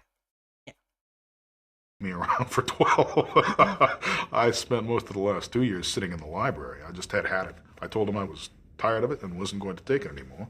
Wasn't going to be showing up unless they made some special provision for me. And when I wasn't in the library, I wasn't there at all. My teachers just didn't particularly care for me. Here's a kid, he's ragged, he looks mangy and hungry, he's known for getting into fights. The rule was either total indifference or outright hostility. It would have been nice if somebody had said, "We've been keeping this kid down too long. Let's send him away to college or university," but nobody gave enough of a hoot to bother doing that. So that's it. Maybe by that point they thought I was too far gone. Maybe they were right. Greyline says it's very possible he's taking real abuse and renaming it in a way that suits his narrative. It's possible, yeah. It's possible this narrative that he's a genius might be a coping mechanism for that, too. Let's say we go out of the pure grift idea for a second. What if he, and I'm not saying this is necessarily true or likely, I'm just saying, throwing ideas out there. Possible, let's say he actually did have a really abusive dad who had insecurities about intelligence and he hid his kid on really stupid bullshit, you know? I could see how someone could develop a delusion that they're a genius to justify that. Like, oh, yeah, he hit me real bad and abused me because I was so smart. I'm so smart. And then you start defining yourself by your intelligence to the point that it becomes maladaptive. And in order to just feel normal, you have to separate yourself out and feel like you're a genius. You're not just smart, you're exceptionally smart, you know? Again, I'm not saying that's what's happening, I could just see it. I could see that as a delusional coping mechanism. I wasn't invited to my graduation. My head was too large to be fitted for a cap. His head was too large to be fitted for a cap? Yeah, that's not true. That I'm just gonna outright call as a lie. That's not a thing. That's just him trying to be like, I have a big brain. My head is so big. I must have big brain. That's nonsense. The cranial circumference was too great. Couldn't buy His head is... I can see your head, man. You're not Megamind. What are you talking about? motorcycle helmet either. So you have a large head.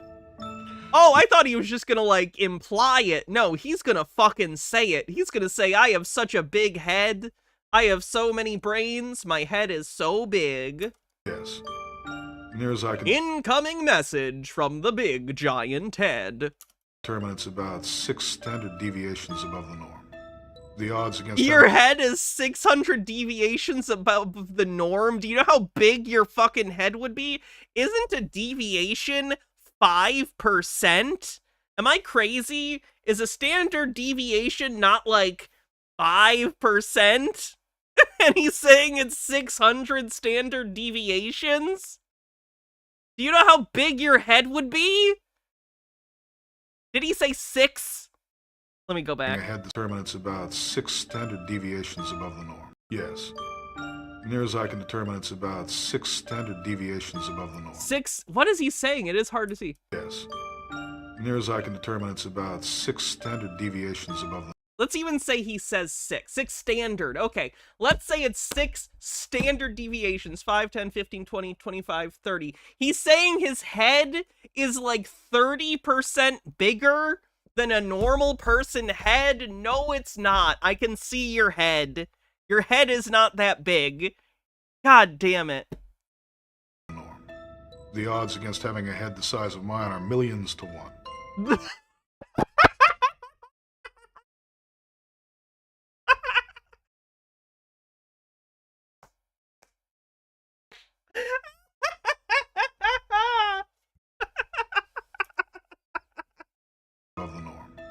The odds against having a head the size of mine are millions to 1.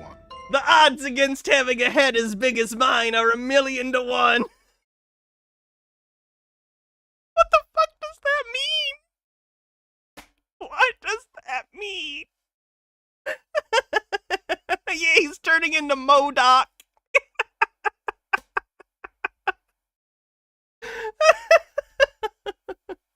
Bitch, I find it hard to find the hats that fit too, but I don't pretend to be a genius about it. And the odds of having an intelligence such as yours? Also millions to 1, but we can't necessarily infer from that there's a correlation. We'd have to have more cases.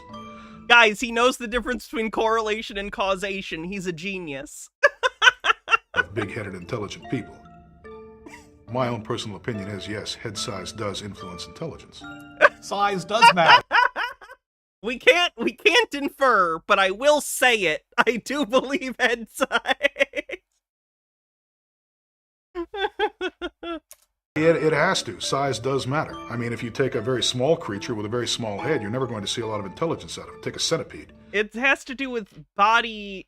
It's your body mass versus brain mass ratio, I believe, is the current understanding. It's not objectively the size of your brain, but its relative mass to the overall mass of your body. Like, T-Rexes had a pretty big brain cavity compared to a human's, but the mass difference between its brain and its body are big enough that it's not very intelligent. How he sees himself. This guy related to Doug Dimmadome, owner of the Dimsdale Dimmadome? You know, that Doug Dimmadome, owner of the Dimsdale Dimmadome? How smart are they? Not very smart. On the other hand, take a house cat. Well, that's somewhat smarter. Take a larger-headed creature, a monkey, even smarter than a house cat. Now take a really There are large... monkeys smaller than house cats that are more intelligent, again, because their brain has a higher ratio of mass to the body mass. ...brain creature like a man. Smarter still. Seems that there is some kind of correlation going there. It can also depend on the number of wrinkles and stuff. Surface area. Crows are smarter than house cats, yeah. What would be the volume of your brain? Don't know. Haven't actually done it. I could do it by volumetric displacement using the Archimedean method of submerging my head in a tub of water. Okay, but that would include your skull. That would include your skull and all the flesh and the muscles in your head. Just because you know who Archimedes is and know how to measure volume by displacing water doesn't make you a genius, douchebag. Fucking Eureka! He's a scam artist! We did it! He's just gesturing at certain ideas and going like, I'm a genius because I know about Archimedes. Holy fuck. You learn about Archimedes in, like, elementary school, my guy. How much water? Like, I could have sworn, like, we learned about Archimedes in, like, 5th grade. Like, it's not impressive that you know. Is displaced by doing that, but I haven't done that yet. You would literally have to take your brain out of your head to do it that way. He doesn't know what he's talking about. I show up at Reed College, which was at the time one of the top liberal arts institutions in the country, very exclusive. They had a different style in the classroom than I was used to. You couldn't get a word in edgewise. I mean, these kids were constantly talking, asking questions, and that's a healthy way to learn. I mean, I don't hold it against them. How dare they ask questions in college? Nearest Crowhill with 44 months says, Hannah, maybe he's taking off his head... taking off the head of his dick. Also, he may have a high IQ, but can this genius figure out why kids love Cinnamon Toast Crunch? It's just that... I like Cinnamon Toast Crunch, too. It was a lot of culture shock. Also, the marijuana. I mean, I wasn't used to the drug use that was all around. They crammed me in a room with 3 other guys, banging their girlfriends on the bunk above me in the other room. Have you considered leaving the room while they're fucking? Just a thought. I don't know. I probably wouldn't want to be in the same room where, like, my roommates were banging it out. Maybe that's just me, though. There were some other things, too, that had gone wrong. My roommates had become involved in some kind of riot or demonstration. Cars were turned over and burned. Riot or demonstration. They were insisting that I should have been expelled, despite the fact that I had nothing to do with this incident. I was in the library. Then They why? never even called me. No one wanted to talk to me to ask whether I had been there. I'm gonna call sus on this story. Maybe that's one of the reasons nobody came to me and said, hey, where's your parents' financial statement? This is an easy way to get rid of him. We just, won't make any waves and hope that he doesn't get that statement in on time. Once I found this out, I simply left. I didn't take my finals or anything like that. Academia stinks, and it's not always the student's fault when something like that happens. Academia is a heartless, cold bureaucracy. I had to hold a bag of plasma for a guy who had 11 pieces of double-aught buck embedded in him. He was shot through a door with a 12-gauge shotgun. I've been shot at on numerous occasions. I've seen a lot of guys stabbed with knives. I've seen What does this have to do with your alleged intelligence? people throw each other off. I think I'm the smarter person, because I've never been around shootings or stabbings. I think that's something. or 30-foot balconies. I've seen people stab each other with sticks. And I was just there to try to prevent the situation from getting any worse than it had to be. Bar bouncing, being a security guy in nightclubs. It was a Ramada Inn in Bozeman, Montana, where you have a lot of cowboys and shit kickers.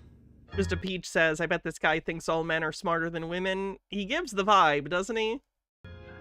Cowboys get drunk, start fights, and try to put the make on each other's women. That's essentially their lifestyle. That's what a cowboy does. There were a few incidents that I helped out with. The bar owner decided it might be a good thing to have me around there every night and to pay me. Police fall into being policemen for roughly the same reason. Psychologically, they're just in that mode. I want to apply authority to other people. I want to apply it forcefully if need be. I'm not really doing anything differently than they are, except I'm taking a lot more risks for a lot less money and fewer benefits. You've got to concentrate on what you're doing when you're breaking up a fight, but the rest of the time, my mind is usually someplace else. Isn't he a big anti-Semite and a racist? Definitely racist. Wouldn't surprise me on the anti-Semitism. He sort of had some stuff earlier that implied it, but I haven't seen the direct overt yet, but it wouldn't surprise me. Off in another world. A mental world. My own private space. Despite the fact that very loud music is playing. I've actually had some very good ideas while I'm bouncing. I used to carry around a little pad and a pencil.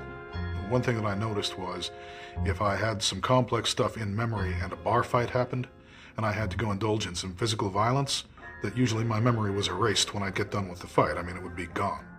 This feels like he's trying to parallel the period, you know, the period in Einstein's life where he was working as a patent clerk to make some extra money.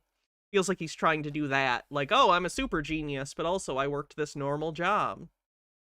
Kitara says, we get it, you're a super genius because you won some sort of genetic lottery with your apparently giant head. What have you done with all those wrinkles in that brain of yours? Any accomplishments that benefit humanity? Or are you just saying you're too smart as an excuse for being boring, maidenless, and not finishing university? Sounds like that, yeah. Retrieval.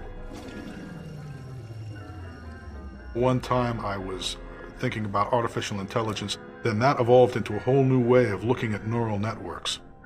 Suddenly this horrible fight erupted. I set the page down, and I mopped up the fight, and I came back over and my piece of paper was gone.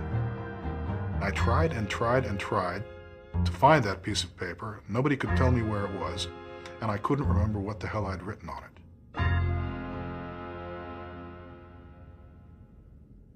Well, why do you want to be in an environment where there's violence? What makes you think that I want to be in these environments? Did I say that I wanted to be in these environments? I mean, you're in them and you're claiming that you're a super genius, which implies to most people that you hypothetically at least have options. So if you are around violence when you have options to not be, that would imply that you are choosing it, yes. I fell into this line of work. In order to get out of a line of work, you've got to get into something else. Well, I did. I got into construction. I was a Forest Service firefighter for a long time. These things take a toll on you. I have a trick knee now. My lower back went on me. Do hard labor for 20 or 25 years, and it's going to take its toll. And finally, you're grateful for the chance to have a job where you just stand there and watch most of the time. If I can ever get out of it, then I will be happy to do so. I would love it. I don't think we should live in a violent world. I think that everybody should be wonderful and kind to each other. But let's face facts, shall we? Very few people are kind to each other. It's not the kind of world we live in yet. If I have anything to say about it, it will be the kind of world we live in someday.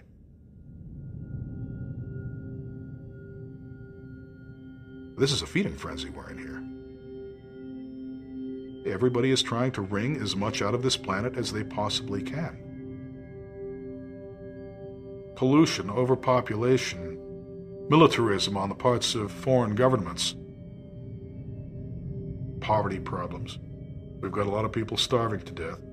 So his genius hot take is war bad and we should help people in need. Hot take, sir. I see why you needed your big giant head to think of those things. No one's ever had those takes before. Diseases out there on the horizon that need to be cured. Disease is bad.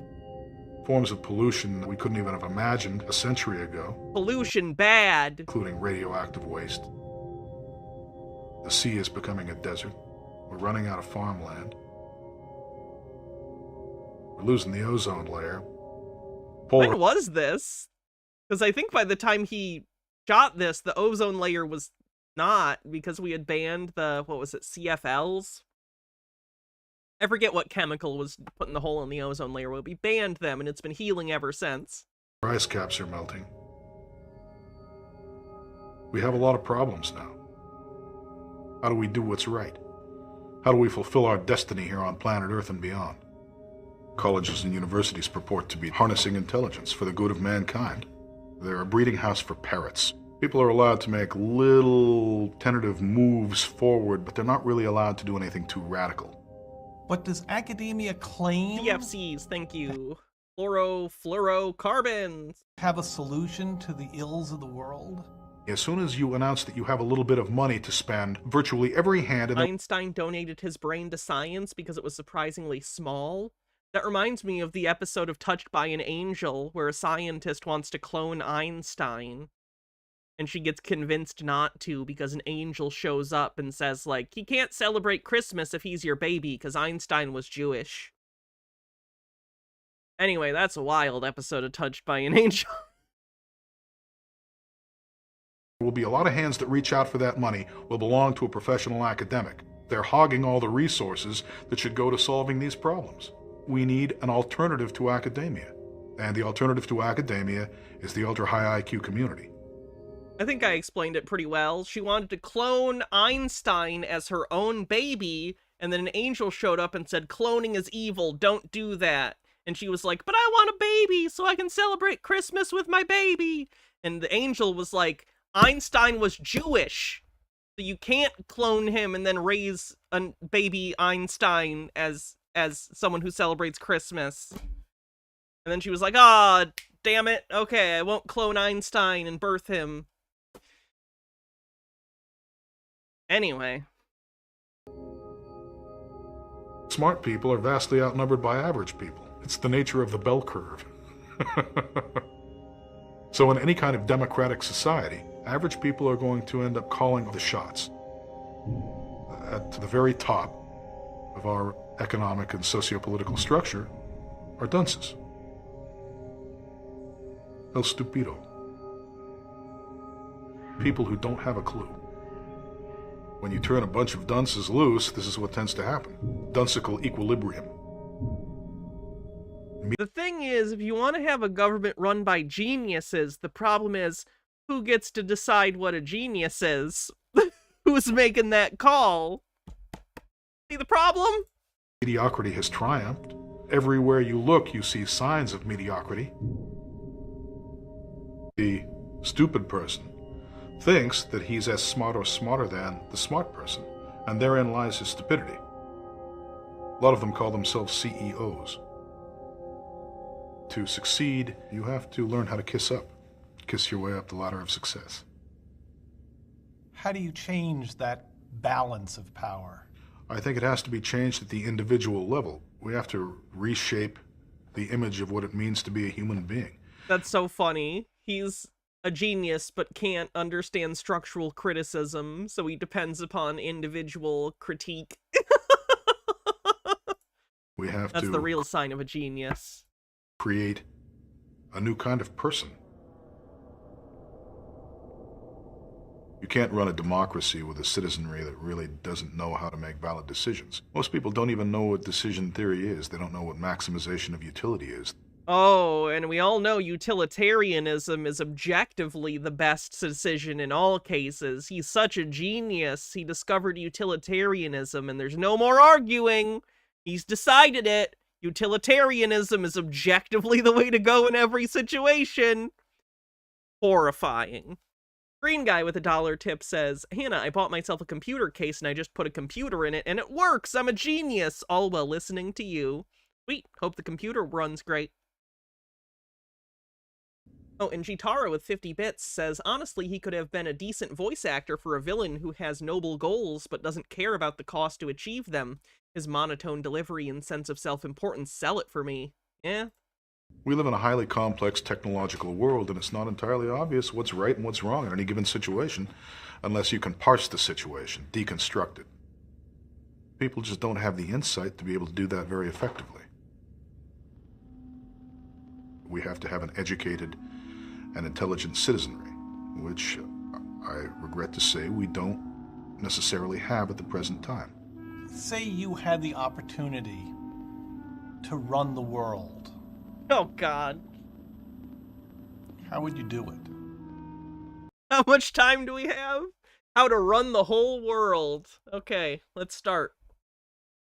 Well, one of the first things that I would do is I would institute something like the Manhattan Project for a safe, long-lasting means of birth control. Simply implant that in all children at age 10. That would... We already have safe birth control. What are you talking about?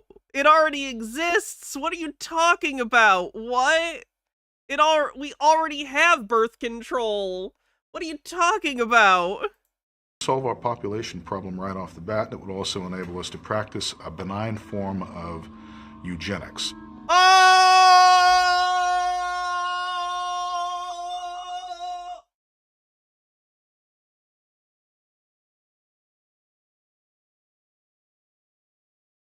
I don't think he knows what the word benign means. There is no such thing as benign eugenics. Those are words that do not go together. Those are words that you cannot put together. That's not how you do this, you goddamn Hitler piece of shit. Oh, fuck. Oh, fuck.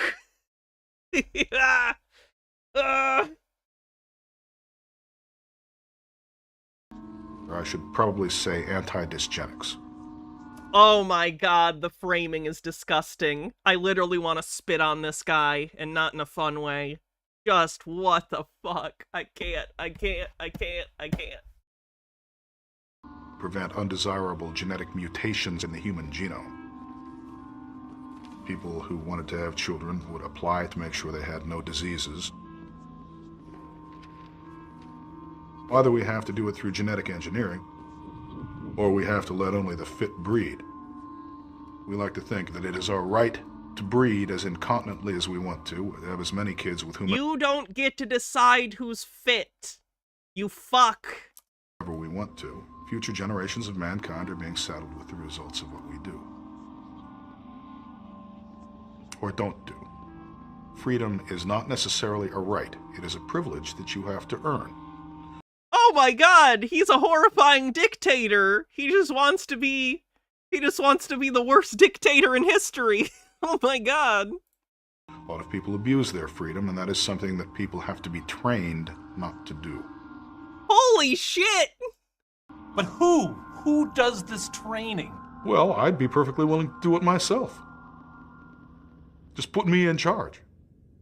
No, thank you. I don't think you should run a fucking Wendy's. Oh god. No, what are you talking about? No. Oh, this guy's like super evil. He sucks.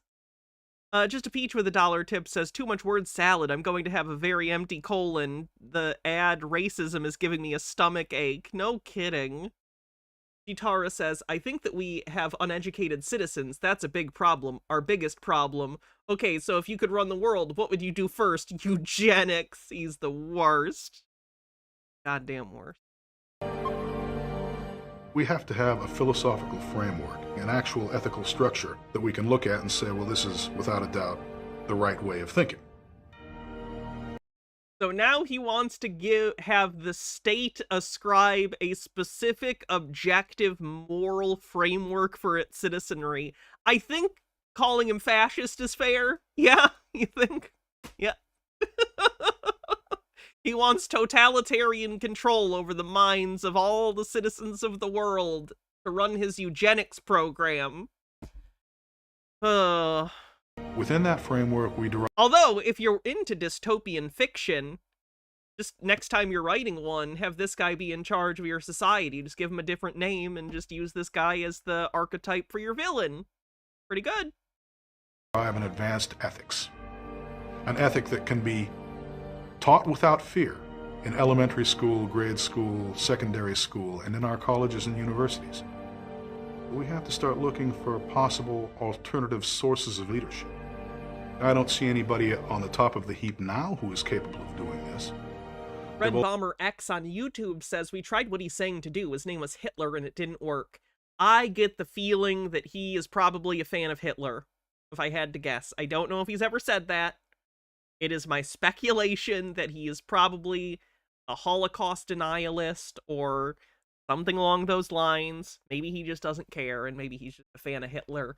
I would be very surprised if he was not in favor of Hitler in some way. He is, of course. Been co-opted by the system. They have too much to lose by deviating from what is now a barren path. It's going to take somebody else, somebody coming in from outside, somebody rising to the top from the bottom, shall we say. Could it be you? Who knows? Oh god, the building heroic music. Has anyone seen, I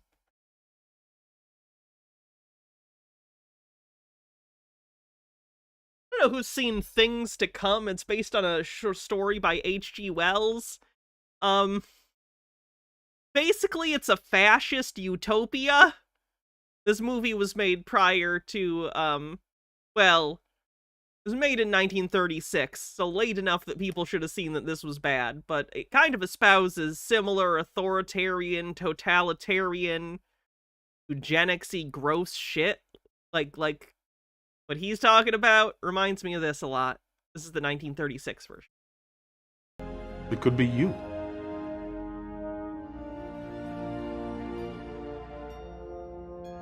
But could you provide such a framework? Yes, I could. I've already done so. Cognitive Theoretic Model of the Universe, the CTMU. It shows that we're all a part of the same universal self. Oh, God, he did hallucinogenics or something. Green guy with $1 tip says, kindness and empathy are not weaknesses. He thinks, let's stop having kids, not let's stop wasting so much food and resources on the small group on the top. Yeah, scumbag. All men are related in ways they can't necessarily discern on this plane of reality. We're all the same. We all share a basic fundamental identity with each other, which means that we should all be trying to help each other and cooperate with each other to make this a better place to live. As it is now, everybody's trying to run his own show here. We can't have that. But everyone would have to agree. Well, it's kind of hard to disagree with the premise that 2 + 2 = 4. Sir, you're calling eugenics 2 + 2 = 4. You have nowhere to... You're a terrible person, you're a fool, you're an arrogant asshole, and everything you're saying is lies. So tired. I'm so tired of people like this having so much confidence, and actual kind, intelligent people have so many doubts, and it is so frustrating. Isn't it? We have to establish a fundamental basis for agreement. Otherwise, we're going to end up using up what we have and killing each other over the remains. Humanity is going to perish. Faith is dead. People no longer have faith in anything. So we're going to have to make logic do where faith once stood. A world of pure mind? Yes, we can call the universe, for want of a better term, the mind of God. That doesn't mean anything. Arbitrarily defining the cosmos as a religious-sounding thing doesn't mean anything. You can do that all you want, you're basically just masturbating mentally. You can't expect other people to think it means anything just because it gives you brain buzzes to think it. God is the principle of consistency, the principle of cohesion that holds the universe together. We're all little pieces of God. We're all one.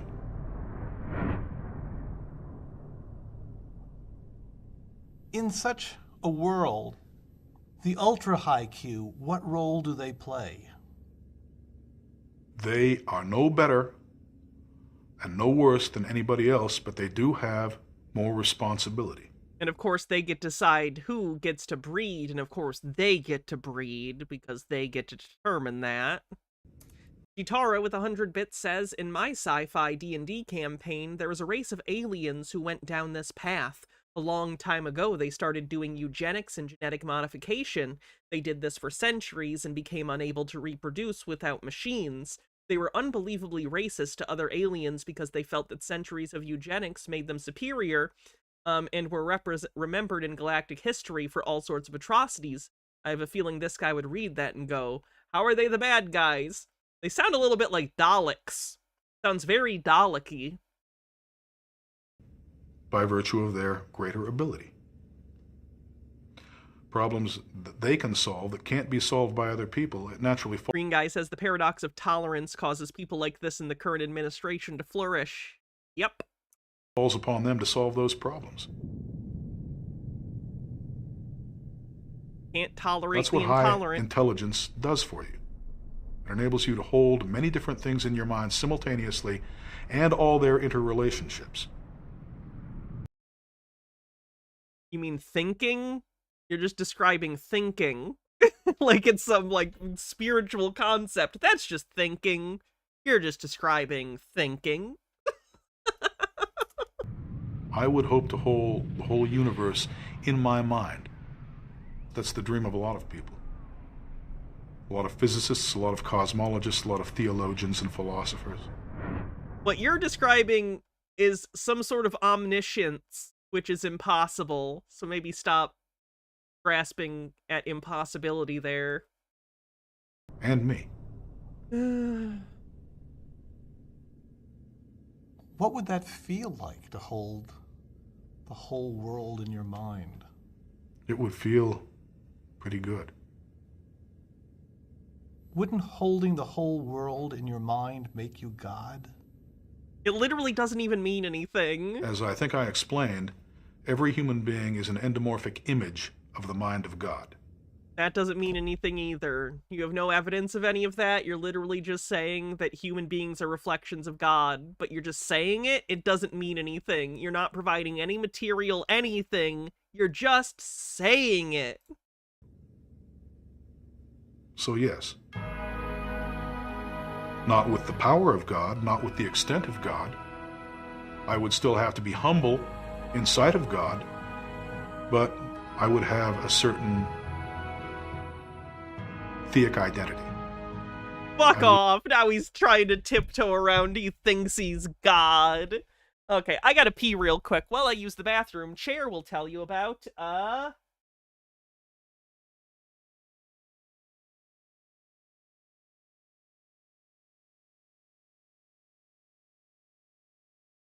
Chair will tell you about time bandits.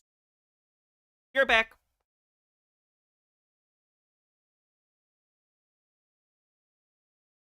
What did it do?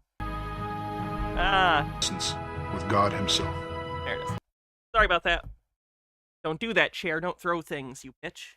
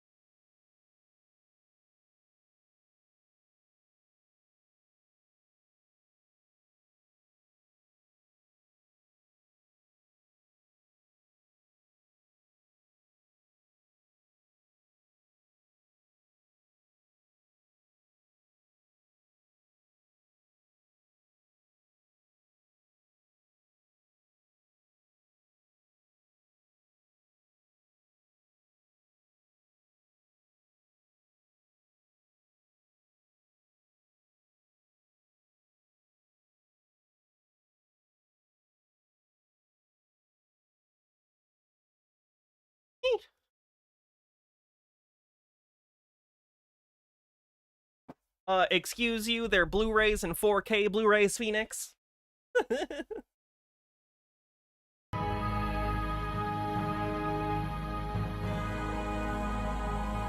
These vessels of meat, these prisons of flesh.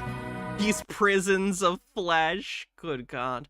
Mr. Peach says, is Chair starting their teenage phase? Unfortunately, they're terrible teens. They have windows. We can get a view to the levels above by looking through the window of mind, the window of intellect. One day we'll all be able to take a good long look through that window. The high IQ community can be a valuable step in the evolution of mankind by providing reportage that that window exists and of what can be glimpsed through the window. Is this a priesthood of intellect?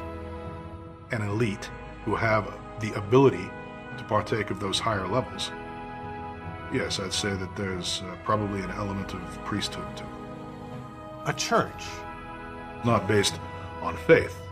A church that's based on logic and mathematics. A basis for cooperation that cannot be destroyed by religious quibbling, by theological differences.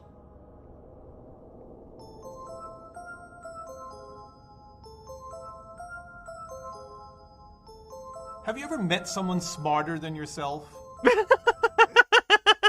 Oh, this is gonna be bad. As near as I can tell, no. Wow, that's crazy. Fun fact, if you think you're the smartest person you ever met, no, you're not. If you think you're the smartest person you've ever met, no, you're not. Get a hold of yourself, you fucks. There's always someone smarter than you, faster than you. There's always someone better at you at any particular thing. There's 8 billion people on the planet. Very unrealistic you're the best at some particular thing. And if you are, that's great. But you won't be forever, because there's always someone better for you coming down the pipeline, even if you're the best right now. Don't be full of yourself. Be humble, even if you are good at something. This guy hasn't even earned that.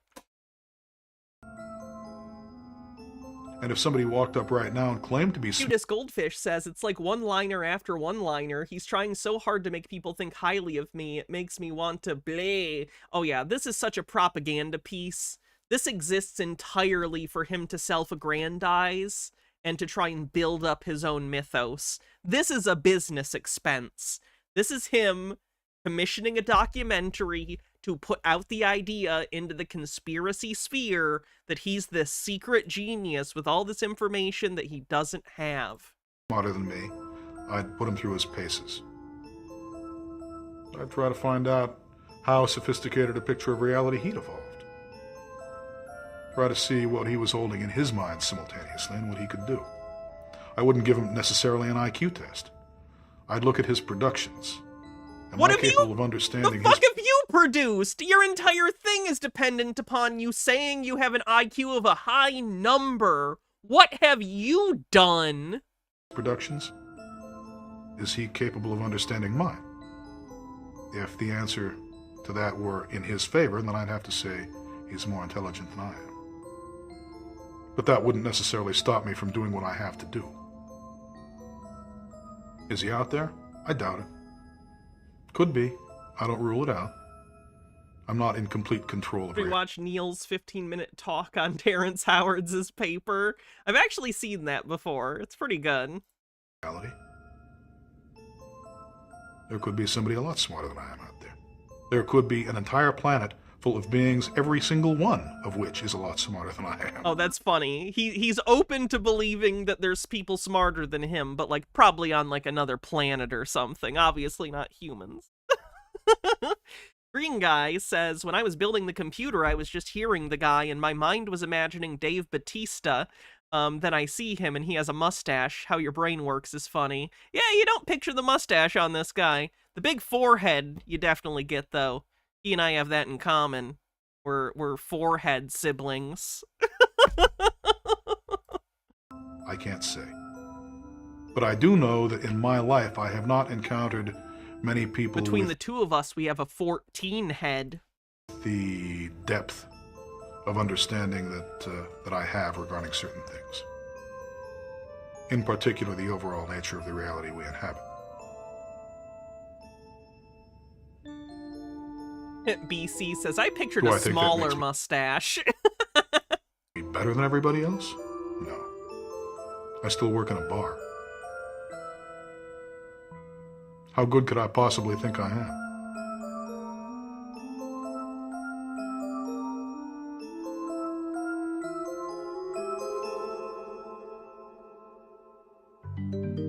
Oh, it's already done! No! Wait, what's the rest of it? There's so much left. What? Is it just more interviews by him? Kitara says a healthy mind always questions and never assumes that it has all the answers. Is he still alive? Oh yeah, he's still doing interviews all the time.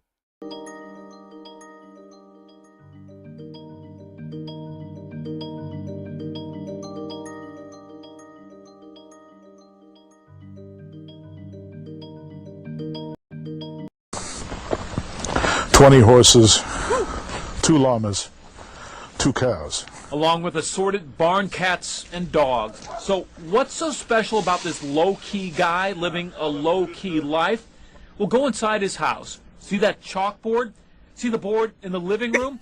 Look at these boards. They have writing on them. Surely it's not nonsense. Can you figure out Please what watch more Errol Morris films? Why? Does he do stuff like this? any of that means? Let me look at this channel, too, to see what it... Anything else interesting here? Ooh, the holes lizard scene. Oh, wow, they just have a lot of nonsense on here. Means we couldn't either. That's not... Can you figure out what any of that means? We couldn't either. Oh, it's almost like it's nonsense. Jesus Christ. Did he call the local news and be like, I'm a genius, come interview me? The local news, like the local television news, is genuinely full of some of the biggest hacks in the news industry. They're so fucking bad. That's not doodling. This particular paper They just literally are looking for the lowest tier content. They'll straight up fucking read your press release. They're so full of shit. is on something called a conspansive manifold. That's the work of a guy with an estimated IQ of about 200. Most of us have Who estimated it? Who estimated it? Who estimated it? God damn it, people are gullible motherfuckers.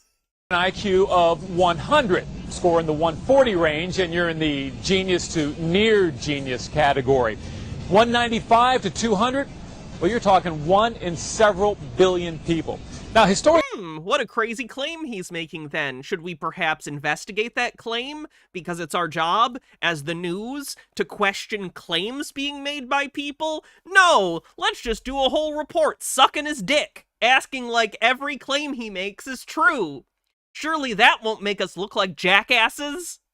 figure that Einstein and Franklin scored about 160, Darwin 165, Galileo 185, Isaac Newton 190. Isaac Newton tried to turn lead into gold. I get it, Isaac Newton is smart, but the idea of estimating, quote-unquote, estimating the IQs of people long dead is such bullshit. Nonsense. That means Langan could possibly be the smartest person in the world. When he's not working with the animals, he's busy with his CTMU. Errol Morris is the guy that made the famous doc, The Fog of War, which is a huge interview with McNamara about the Vietnam War and how it was all fucked up. How did he end up doing the Chris Langan thing? The cognitive theoretic model of the universe. It's a theory that studies the relationship It's not a theory, it's just shit you say. between mind and reality. In other words, what's out there in the real world, how does the mind relate to it? And Langan is trying to prove nothing less than the existence of God. Is there a heaven? Yes. How do we know that? You don't. It's either you believe or you don't? It's not that simple. I happen to know there's a heaven because I know He that knows it! you can use your will to create things. In other words, No, you can't! What are you talking about? Look, here, I'll try and use my will to create a turkey sandwich right now.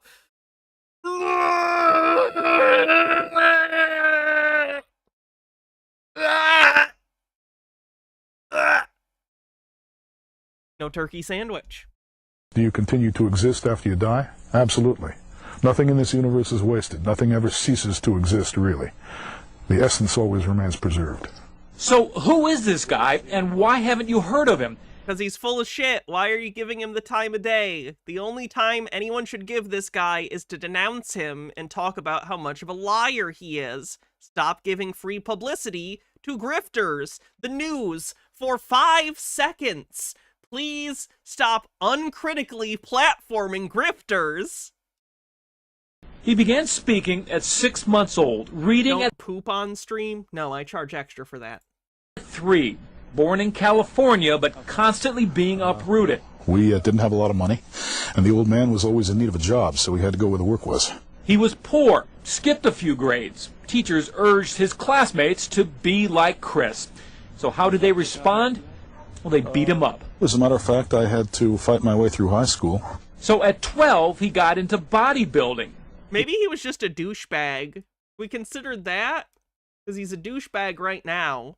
So maybe he was when he was a kid, too. Tried college, but never finished. It was costly, and, well, he was smarter than the teachers. Again, why are you just saying the things he told you like it's uncritically true? What the fuck are these producers thinking? There's the fool, and there's Star, his mother.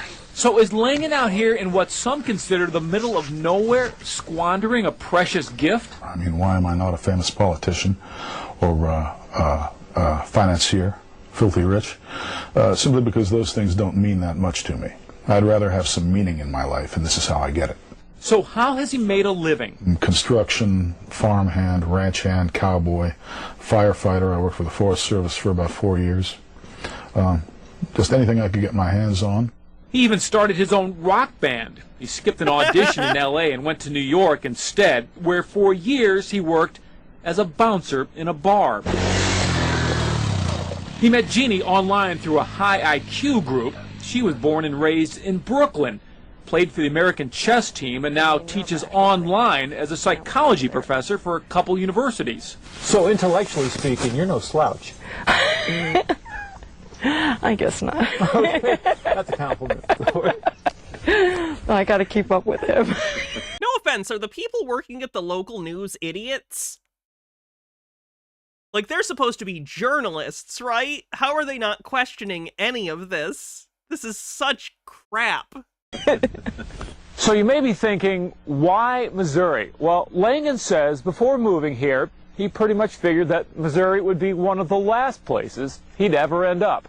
They found the property online and came out here to check it out. We came down to view the property, and we fell in love with it. Jeannie was very, very taken with the beauty of the place. As a matter of fact, she started crying as she was looking at it, and I realized then that I couldn't say no. Langan is smart enough to know there's no fighting a woman's tears.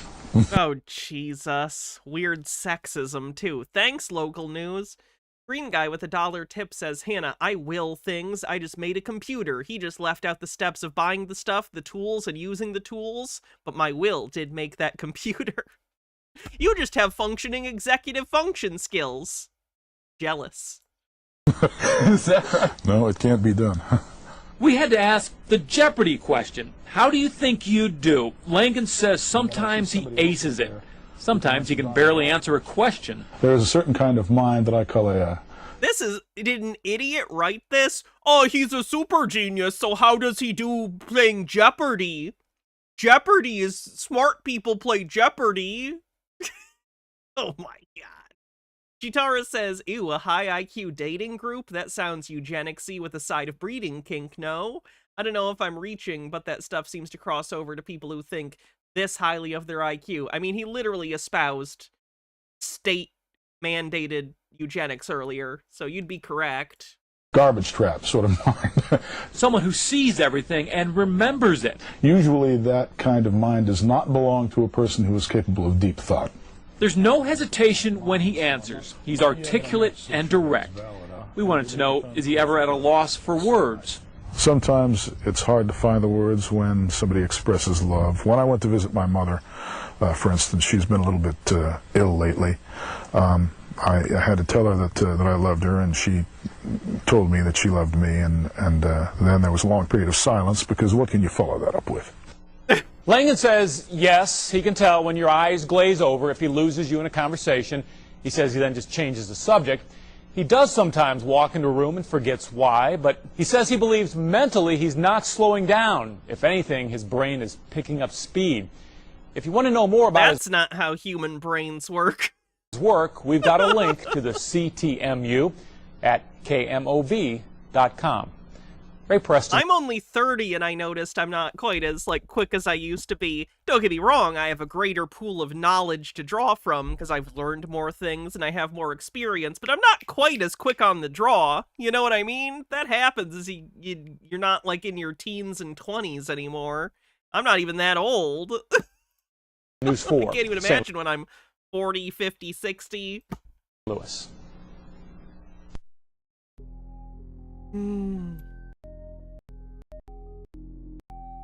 Can you explain, from your vantage point, from the way your brain works, can you explain to me how we might perceive the world differently? I imagine you're processing information all the time in a way that your brain Who is this guy? This guy actually looks familiar. Be really noisy. Well, you learn to filter it out after a while. You become a Jeopardy is just remembering random trivia. Yeah, that's why I'm good at it. You don't need to be smart. You just need to know a bunch of random crap. of a monomaniac.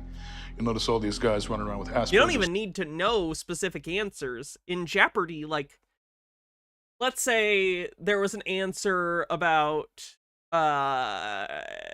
architecture, 20th century architecture. You don't necessarily have to know the answer to be able to guess the question is Frank Lloyd Wright. You know what I mean?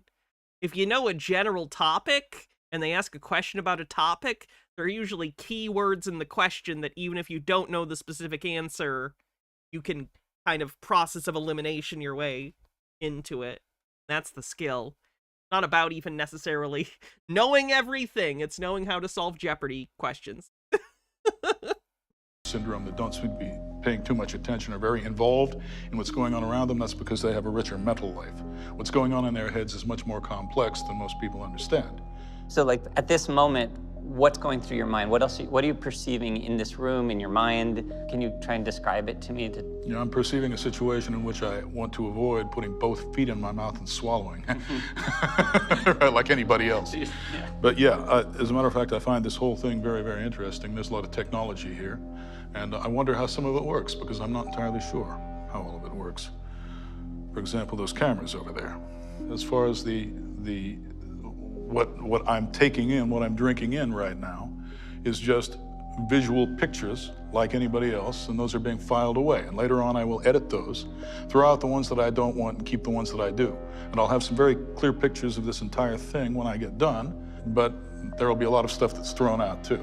And you have to become good at figuring out what to keep and what to throw out. That's part of being intelligent. A lot of people have what I call trash can memories. They remember everything that happens, right? Other people do a lot of editing, and they don't remember so much. They only remember the important key things.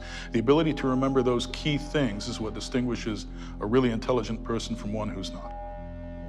Are you able to read people quickly? Yes, I have very good human instincts. That comes from having been a bar bouncer for 25 years. It's like he has 15 talking points that he just repeats. I was abused as a kid. I'm very smart. I was a bouncer. I like eugenics. It's like a list of bullet points that he just keeps repeating. Now we've known each other for 20 minutes, but if you had to give me a quick read, what would you read me as in the 20 minutes you've got to? I would think that you were an intelligent, somewhat bookish person who probably wouldn't hurt a fly, even if the fly attacked him. And that you're also a very amiable and easy to get along with person. You'd get into any bar I ever worked in. So judging a book by its cover makes you a genius now? It's not emotional. Making very surface level assumptions about people based on their looks? That's genius. Intelligence would require some self-awareness also, some intelligence about your own emotional... Well, that's called metacognition. Basically, it's a kind of a transcendental ability where you rise above yourself. Oh my god, it's literally just thinking about thinking. Metacognition is thinking about thinking. You don't need to make it sound like some esoteric bullshit.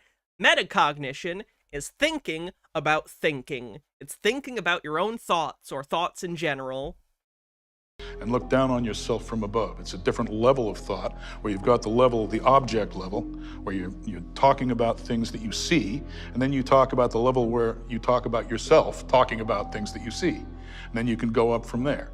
And metacognition, if it's mobile, it can actually go up an arbitrary degree until finally you experience oneness with the universe. No, shut the fuck up. If I metacognition hard enough, I can reach Shambhala. So is it a spiritual, is it connected to spirituality? Yes, ultimately it does, and ultimately it is, because you connect with the identity of reality itself, if you can do it well enough. Which brings us to you should probably explain it, but the... CTMU, Cognitive Theoretic Model of the Universe. And that's the project you're working on? Yes, it's the attempt to understand ultimate reality. Are you trying to discover something or prove something? How would you define it? Is it... Well, you're trying to do both. When you're trying to understand reality, you want to be able to use that understanding for other purposes if you have them. But also there's a certain amount of insight and pleasure to be gotten from just understanding what reality is.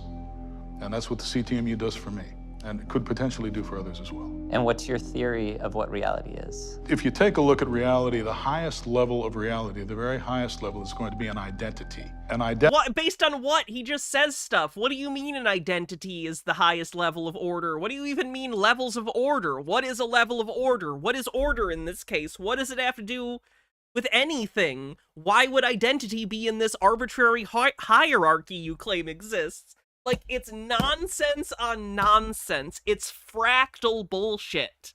Like, none of it makes sense. Like, the only thing stringing this together is the fact that the sentences more or less are grammatically correct. The substance of the sentences is nothing. It's nonsense. Identity is something that distributes over everything in the system, right? And the CTMU is designed to be that identity. So it is everywhere present, on both physical and metaphysical levels. Physical and metaphysical. If I say metaphysics enough, does it make me really smart? But the one thing you Nemesaur, thank you so much for gifting 10 tier 1 subs. I really appreciate it. Gift subs are always a wonderful, wonderful thing to help support the show, and Nemesaur is very, very generous about that, so thank you. talked about is that I remember when I was researching. In 200 years, if people are still kicking around, there's going to be conspiracies about this asshole. Oh, 100%. Yep. Just like that Saint Germain guy that gets brought up all the time now. Conspiracies. Your idea was that if you can hold this entire universe in your mind's eye simultaneously. The CTMU is just the universe is made up of the universe and our thoughts about the universe. And all of its complexities that you... Whenever people like this are like, oh, the universe is just our thoughts, I like to be like, yeah, you know, the universe existed before our thoughts, right? Human beings are pretty recent on the scene, all things considered. And then you'll be able to understand God. Isn't that what God does? Yeah. He holds everything in his mind or his meta-mind simultaneously. He's got the whole world in his meta-mind. He's got the whole world in his meta-mind. Oh, it doesn't sound as good as in the song. That's not true. So in order to really understand what reality is and what God is... He likes the word meta, by the way, have you noticed that? He really likes the word meta. Will there be any Hannah-based conspiracies, though? No, unfortunately, all of my content is going to be sucked into some giant AI amalgam, and my thoughts are going to be used to further the goals of whatever capitalist overlords happen to be in charge at the time. It's going to be real depressing. Anyway, Jitara says, this guy has been super fun to watch. I hope there's more of this guy in the future. I'm off to run D&D. Thank you for all you do, Hannah. Have a good day, everyone. You too. I hope D&D's great. See you later. To be able to kind of do that yourself. Of course, we're just human beings, so the only way we can do that is to wrap everything up in a very small package. That's what the CTMU is. Don't trust future AI Hannah. Never trust her. Her Blu-rays aren't even real. They're not even real Blu-rays. So what is God in your mind? Or what is God? Well, You know, God has been called a number of things, but one of the things he's been called, especially in Christian theology, which is our dominant theology, he's been called logos, which is the word. Our dominant theology. Curious what he means by "our" here. I'm assuming he just doesn't mean Americans. Just a guess, though. Which, of course, word means a piece of language. You're looking at a piece of language. Sophie says there is a Hannah-based conspiracy, though. Hannah has a secret extra monitor where she watches all our webcams, obviously. I see y'all picking your noses. Thanks for not eating it. Appreciate that. And that is exactly what the CTMU is. It models reality. And put some pants on. Holy fuck. Be a person. As a language. What's your definition of God, personally? The identity of reality. You see, I've been talking about reality, and I've been talking about the identity of reality. God is reality. As a matter of fact, God is the ultimate reality. What's in your lap, then? A cat? He is reality on its very highest level. No other definition of God makes sense. So the idea is that the universe and all of us and our mind and our perception all adds up to be God? Right. The universe is a coupling of mind and perceptual reality. Right? What you see out there, the external world and the internal world. The internal world being your mind. Jokes on Hannah, my camera's covered. Yeah, I have one of those too, honestly. I don't even think anyone would, but I do have one of those things, so when I'm not streaming, I can close this. I'm always afraid. I didn't used to have it, but I'm always afraid one of these days after stream, I would accidentally think I stopped stream but didn't, and then, like, you know, I'm out of work as soon as I hit end stream. So, you know, I'd fucking take off my bra and shit. Like, I was so afraid before I got this that at some point I was going to forget to turn off the stream and accidentally flash everyone. So I'm glad I have one of these little things now that lets you close the webcam. Very nice. Just a Peach with $1 tip says, I don't need pants. I'm wearing a dress. Okay, that's fine. This is a coupling. But I'm watching you. And it's not a coupling you can take apart and reduce to separate parts. It is one thing with two aspects. That's what I mean by a coupling, and that's what the universe is. And that's what God is as well. Except God has the power to actually factorize himself or fractionate himself into this coupling. And do you consider yourself spiritual? I think you have to be to do what I do, yeah. To bullshit, yeah. MH Darkbeast says, Chris Langan after death being studied. Oh, wait, what is this from? What is this from? Don't tell me. Don't tell me. Don't tell me. No one tell me. I'm not looking at chat. I will figure this out. With the eyeballs. RoboCop 2? Is this RoboCop 2? Is that Kane? That's my final answer. Kane from RoboCop 2. Yes? Yeah! I did it!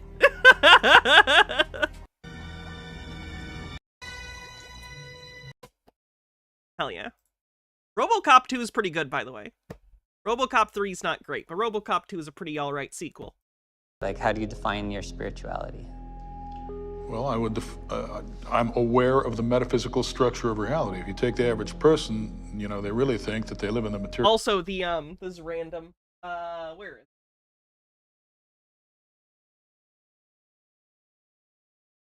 So there are actually kind of two RoboCop live-action TV shows. There's the one from Canada, RoboCop the series, which is not very good. It's watchable, but it was on Canadian TV, so he couldn't do direct violence.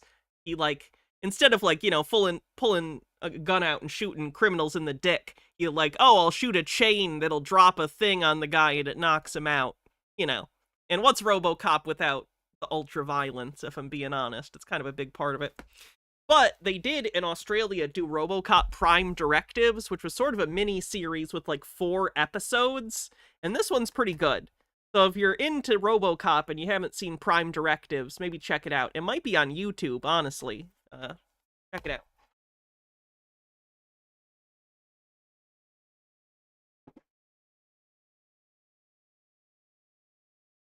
Was it syndicated in the US? Didn't know that. Yeah, the cartoon isn't bad. Unfortunately, that's not on Blu-ray. I'm hoping Discotech will put it out, because they've been doing a lot of obscure kids animated series from, like, the 80s and 90s. They're putting out the Street Fighter series soon. Real world, and that's it. All right, anybody who is aware that there is actually another dimension or other dimensions to reality, then you start getting into spirituality. Because what connects the perceptual world to these other dimensions, if not spirit?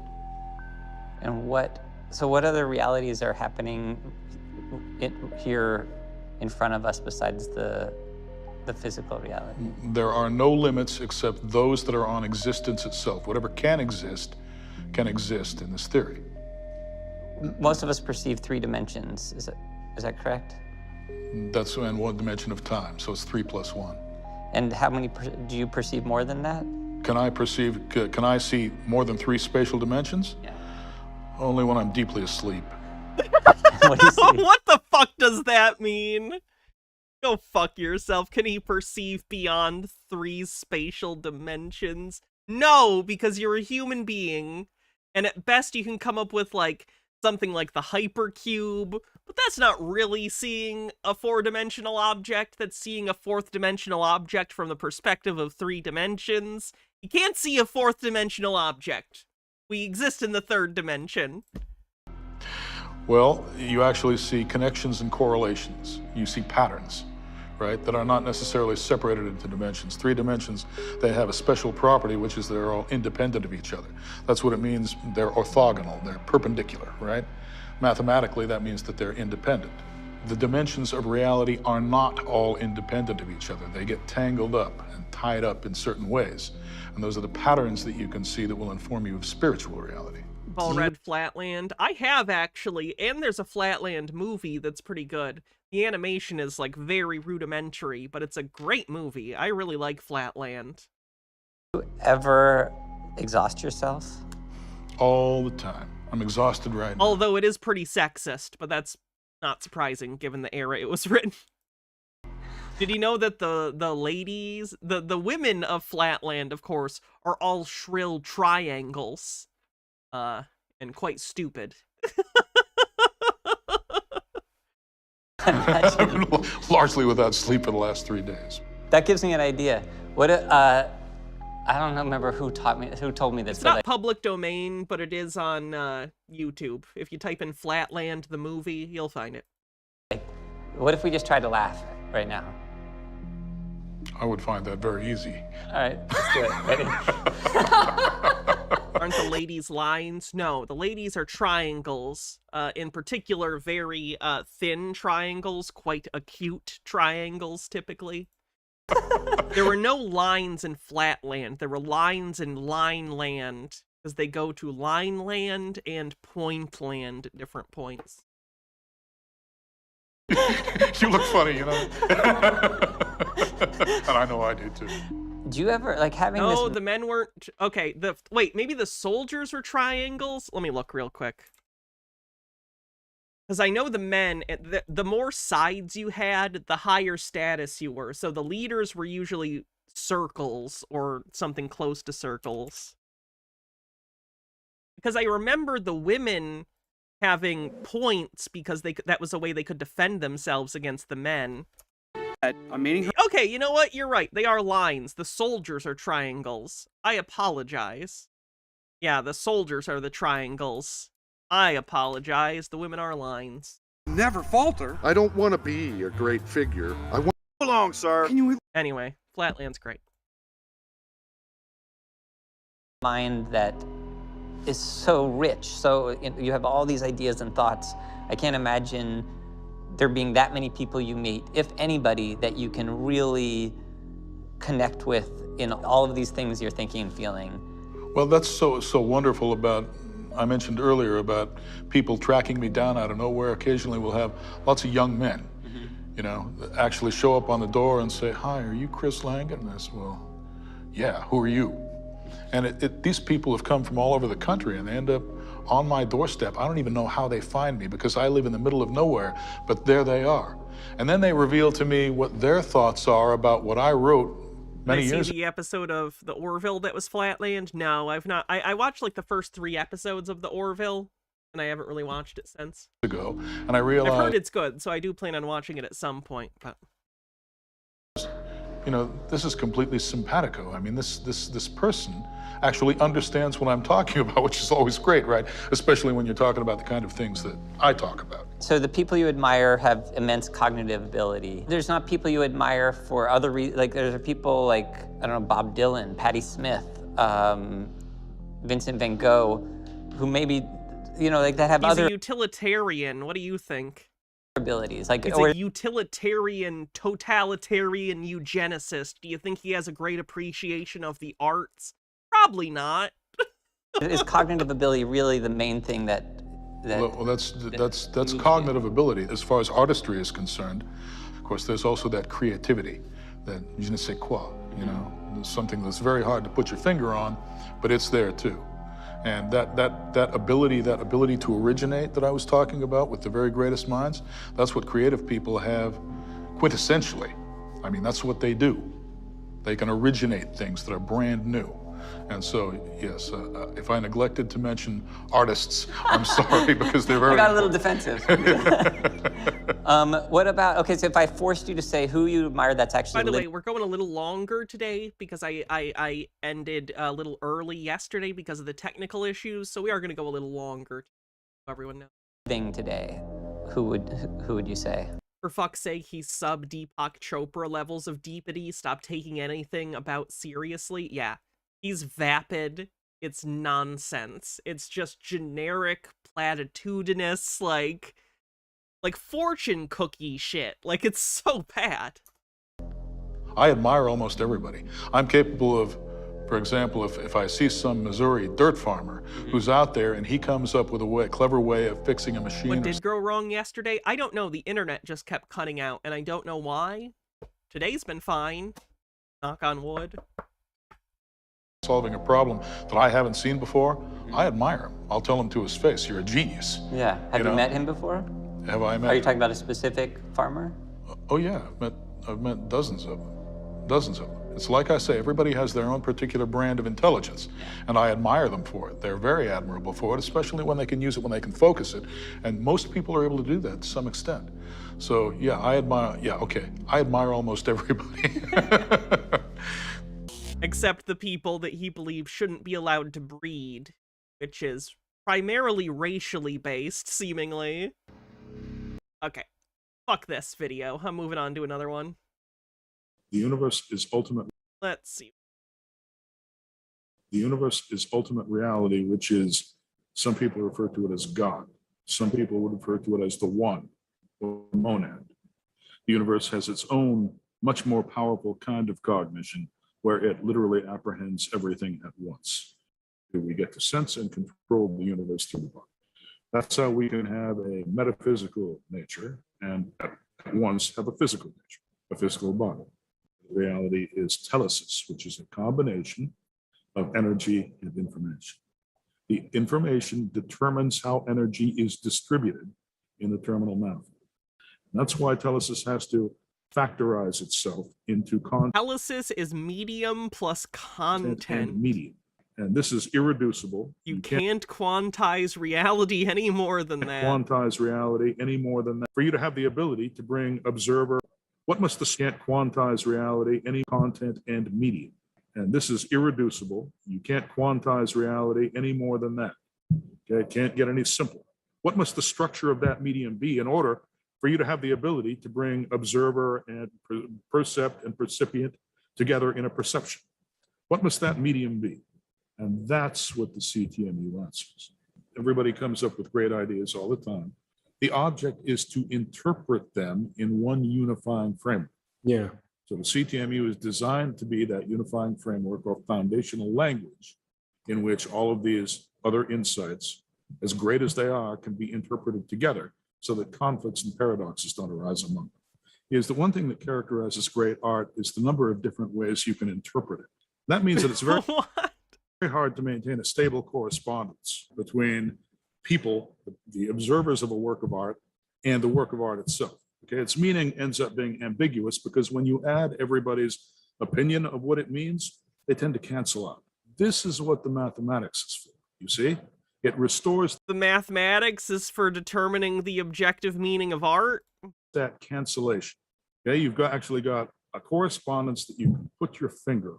Okay, so although I admit the value of the artistic interpretation aspect, because that's what really engages us, bringing all those different engagements together, that requires logic and mathematics. No ifs, ands, or buts about it. Both sides have their purpose. And they Sure, both Cthulhu come Flower, together. go for it. As it happens, however, the current tendency is towards centralization, the centralization of wealth and power. And now we've got this tiny little handful of no-goods that are basically trying to tell everybody else what to do as they accumulate all the wealth and all the power for themselves. That negates the entire purpose of the universe. It kills I don't understand him criticizing people in power when he wants to be a totalitarian eugenicist. Like, his criticism of power structure seems to mostly be that he's not in charge of it and forcing eugenics on everyone. Point. Right, so like, I think it's completely fair to be like, wow, our current system seems to mostly exist as a function to channel, like, wealth into people at the top. But to then, for him to go, so I should be in charge and make everyone do eugenics is just nonsense. So we need to spread things around. We need to have more of what is called individualism, decentralization, as you put it, instead of centralization. Are they going to let the telic recursion of the rest of humanity come to fruition? The telic recursion, that definitely means something and isn't just bullshit.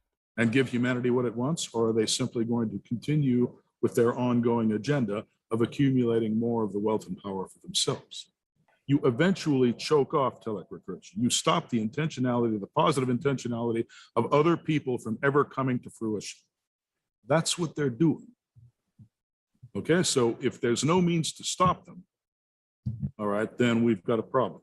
Very few of these people appear to want to restore that balance. They appear to want to get richer and richer and richer, thusly making society more asymmetrical and more unbalanced. That's a problem. These people are trying to shut down the mass awakening that you want and that I want before it even happens. Hey everyone, Atlas here. I'm introing the interview we just did. His fucking... I'm sorry. Calling yourself Atlas is, pretentious. Really makes me think you think a lot of yourself. For those that don't know, Atlas is the mythical character that literally holds the earth on his shoulders. You really couldn't self-aggrandize much more than that. Did with Chris Langan. It Yep, was could be an Ayn Rand fan too, you're right. super powerful on many different fronts. One of my favorite interviews. We interestingly spent the first hour or so about consciousness, the nature of reality, the one, infinity, and played with several of Chris's technicalities and his mathematical framework. We then naturally progressed in the second hour What to if it's his talking name, though? Then his parents might be pretentious. about meeting basic needs and actualizing our fullest potential. And this rock, as we called it, of separation, this rock of ego, and this rock of many of the matrix control systems that are in place that are preventing the collective awakening and decentralization and universalization. And then at the very end, it was fascinating.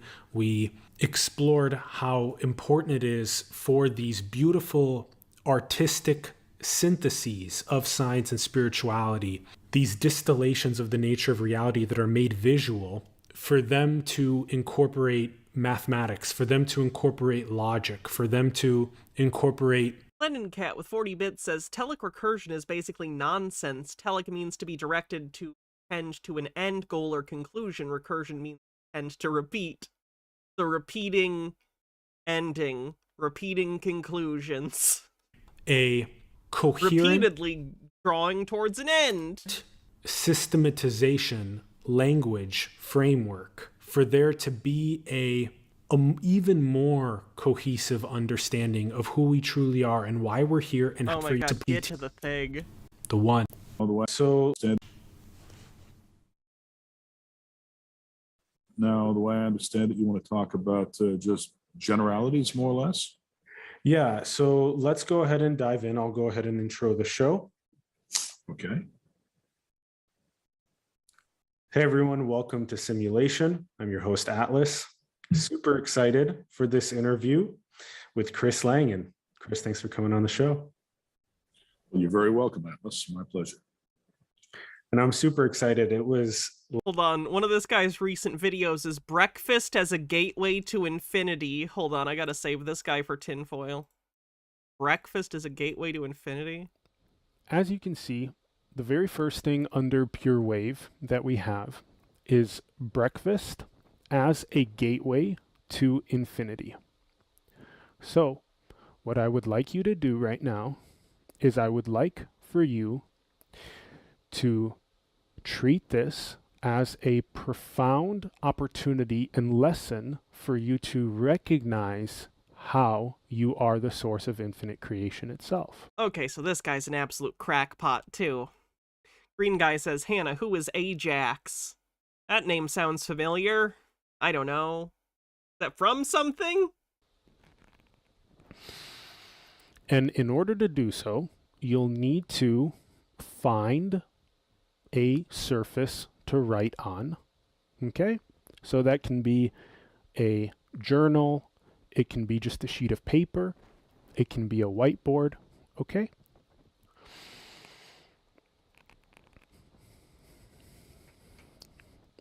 And now,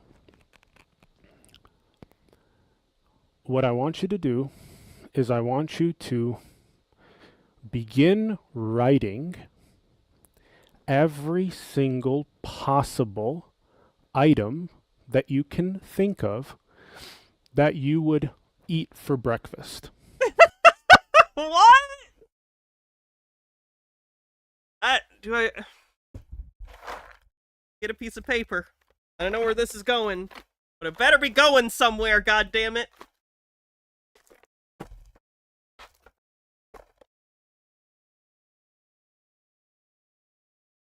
There's paper. Okay, let's see.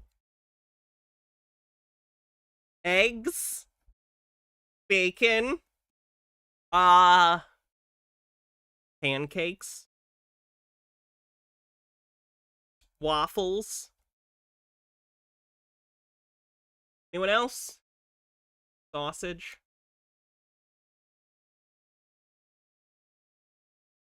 Infinity.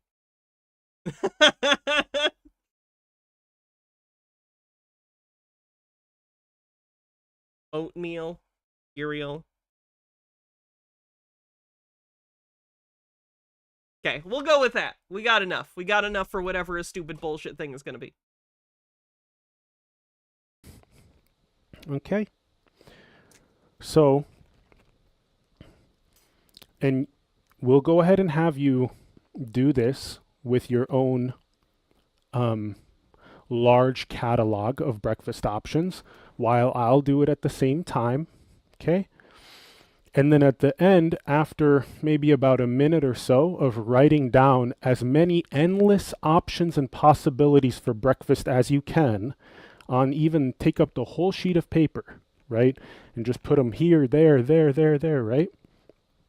Then in about a minute after we do that process, then I'll introduce you to the next step, okay? So let's go ahead and do this first part. Ready? Go!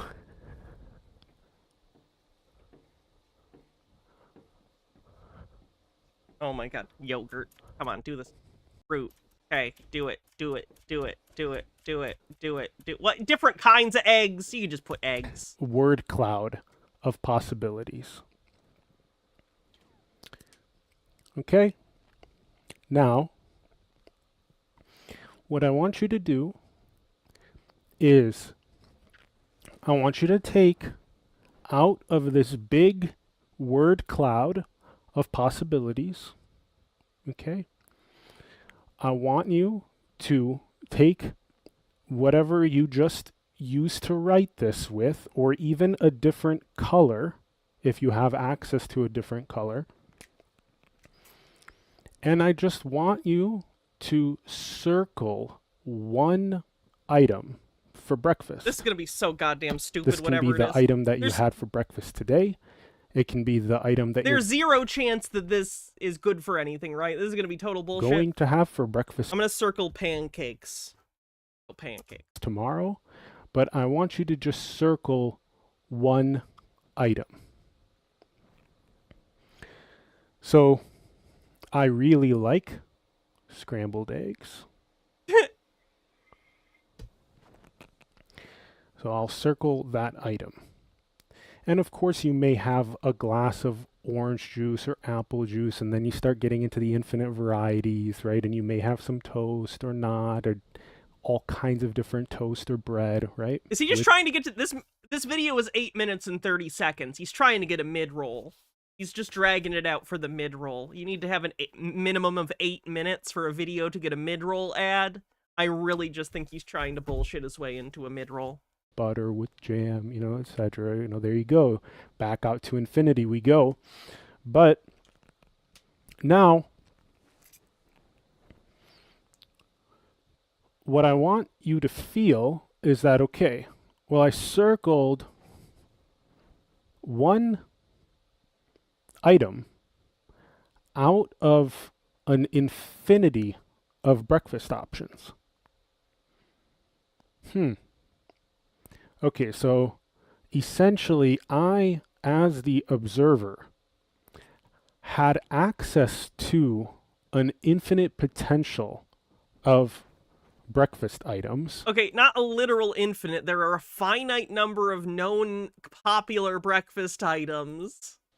In all of their derivations and combinations. So, are you saying that because you can make choices that you consider your God? Low bar for God. That would make every animal capable of decision-making God. Like, what are you talking about? But I chose to bring into my experience whatever I circled, right? So whatever you circled was, for me, was scrambled eggs. For you, it may have been just simple coffee. Maybe a little Nutri-Grain or Cliff Bar. Oh right? my Maybe just some fuck. yogurt. Experience you desire. Okay, so he is literally saying because you make choices, you're God. That was a waste of time. Last year that I initially stumbled across your work, it was when I was seeking the nature of reality answers. If you're seeking the nature of reality, you might want to refine that question a bit. The fuck do you mean? That's not even a proper question. And I remember coming across CTMU and being really excited about it. And it led me into so many interesting understandings about consciousness and about the universe and about infinity. And that was super pumped for me.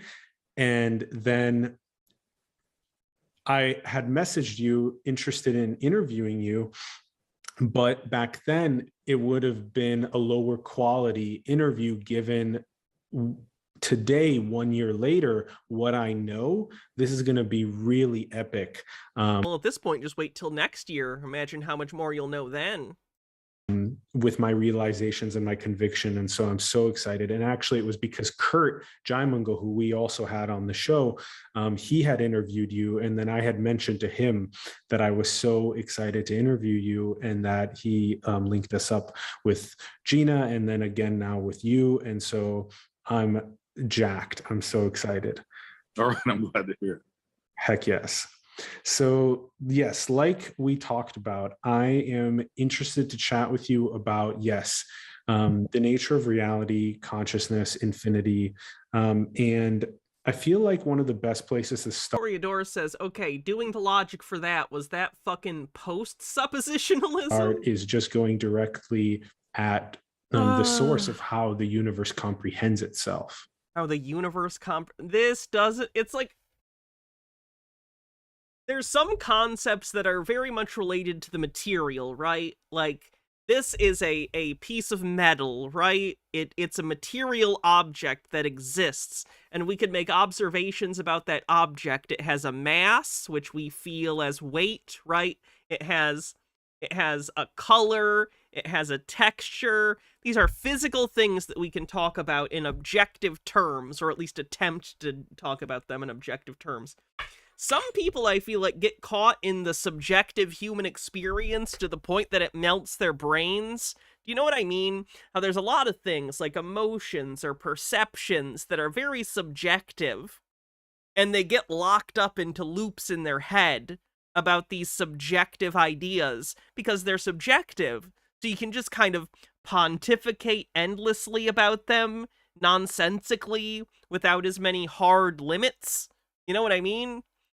Very strange. It's almost like seeing a computer get into like a loop where it won't stop. You know what I mean? Like that, but with the human brain. And would you say that that's obviously cognition? It's a form of cognition, although it's not the same as human cognition. The universe has its own, much more powerful kind of cognition, where it literally apprehends everything at once. But it does so through the eyes of all of its secondary tellers, which of course includes human beings like us. So how does the universe comprehend everything at once? Well, now if I were the universe, I could tell you. The universe isn't a being, it doesn't comprehend. Again, they are projecting human subjective experience onto the cosmos. Doesn't mean anything. You might as well be arguing about the color of malice. You know what I mean? Like, it doesn't mean anything. You're trying to ascribe non-physical things to physical things. Toreador says it's life, Hannah, but not as we know it. Unfortunately, just like you, I'm a localized creature within the universe. So my perception is usually limited unless I'm getting some kind of It's like they're confusing the experiential for the physical. I'm sorry, I'm not quite getting it. I'm trying to find the proper way to articulate what I'm trying to say, and I'm not quite finding it. Or I'm occupying a higher form of consciousness. Usually I can't see very far beyond my own locale. So the reason our consciousness is that way is so that we can survive on this level of existence. This is terminal reality, so we have to stay in touch with it.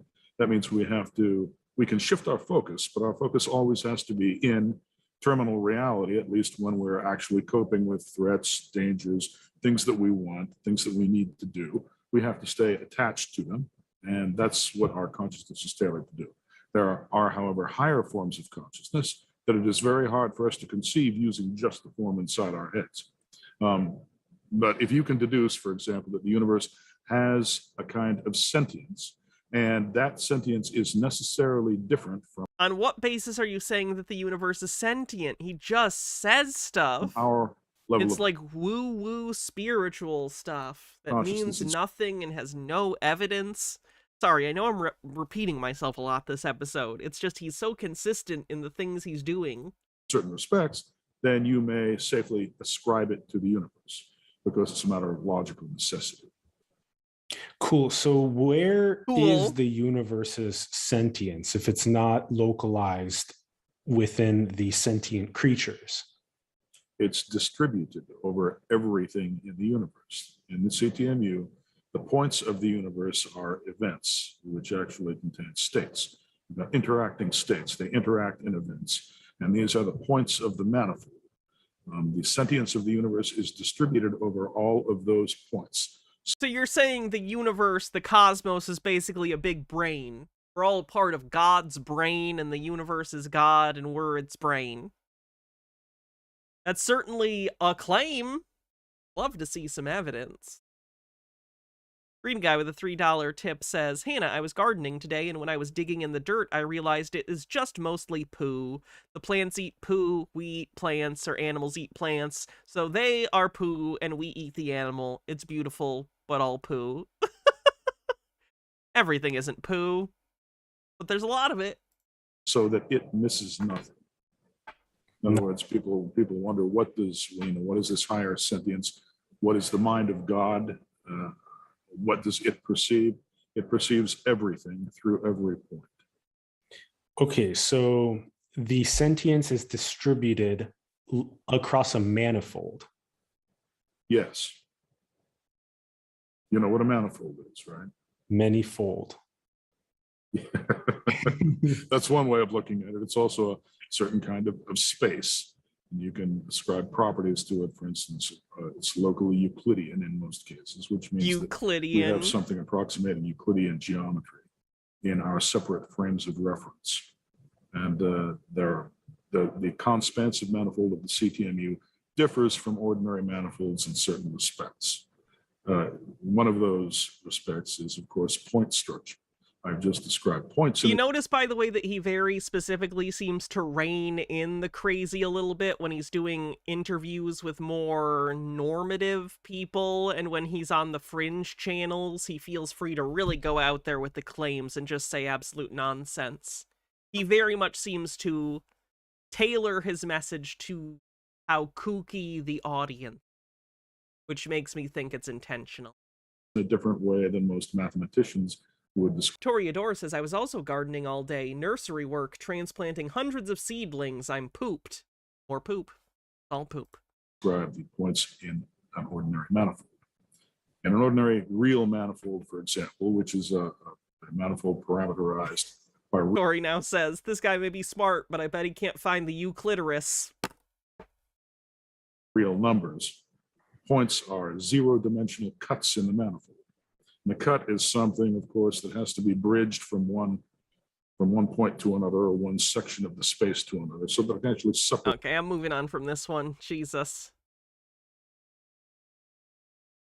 Should we watch the Daily Wire interview? Jesus. I know people are going to be asking, why is the smartest man in the world living on a farm in the middle of Missouri? Maybe he's not the world's smartest man. Maybe he just claims to be.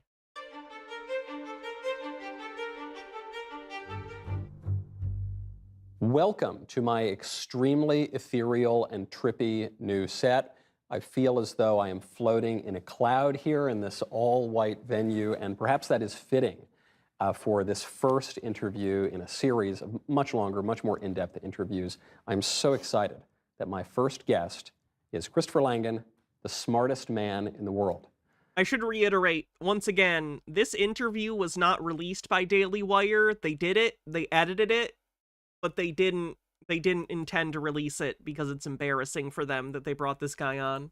I do not say that as a subjective statement or to flatter Chris. I mean that in as technical a way as possible. Chris has one of, if not the highest IQ ever recorded, somewhere between 190, 195, and 210. And Chris is not here by way of some fancy, distinguished professorship at such and such. He's gonna talk down to actual educated people while introducing an outright con artist. Very Daily Wire. H-Baird says, I'm sure he loved saying an all-white venue. Such brand name university, nor did Chris just get off of his... He's not from some liberal university. He's a scam artist we plucked off the internet. Checkmate, liberals. Was this leaked? Yes, it was. Private yacht out of the south of France and come here to leave his billion-dollar company.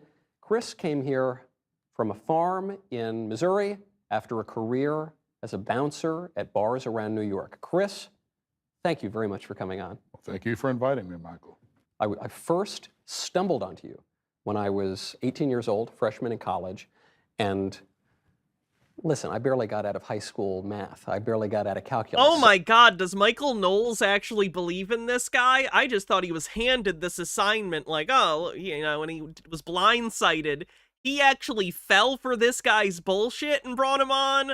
Oh my God.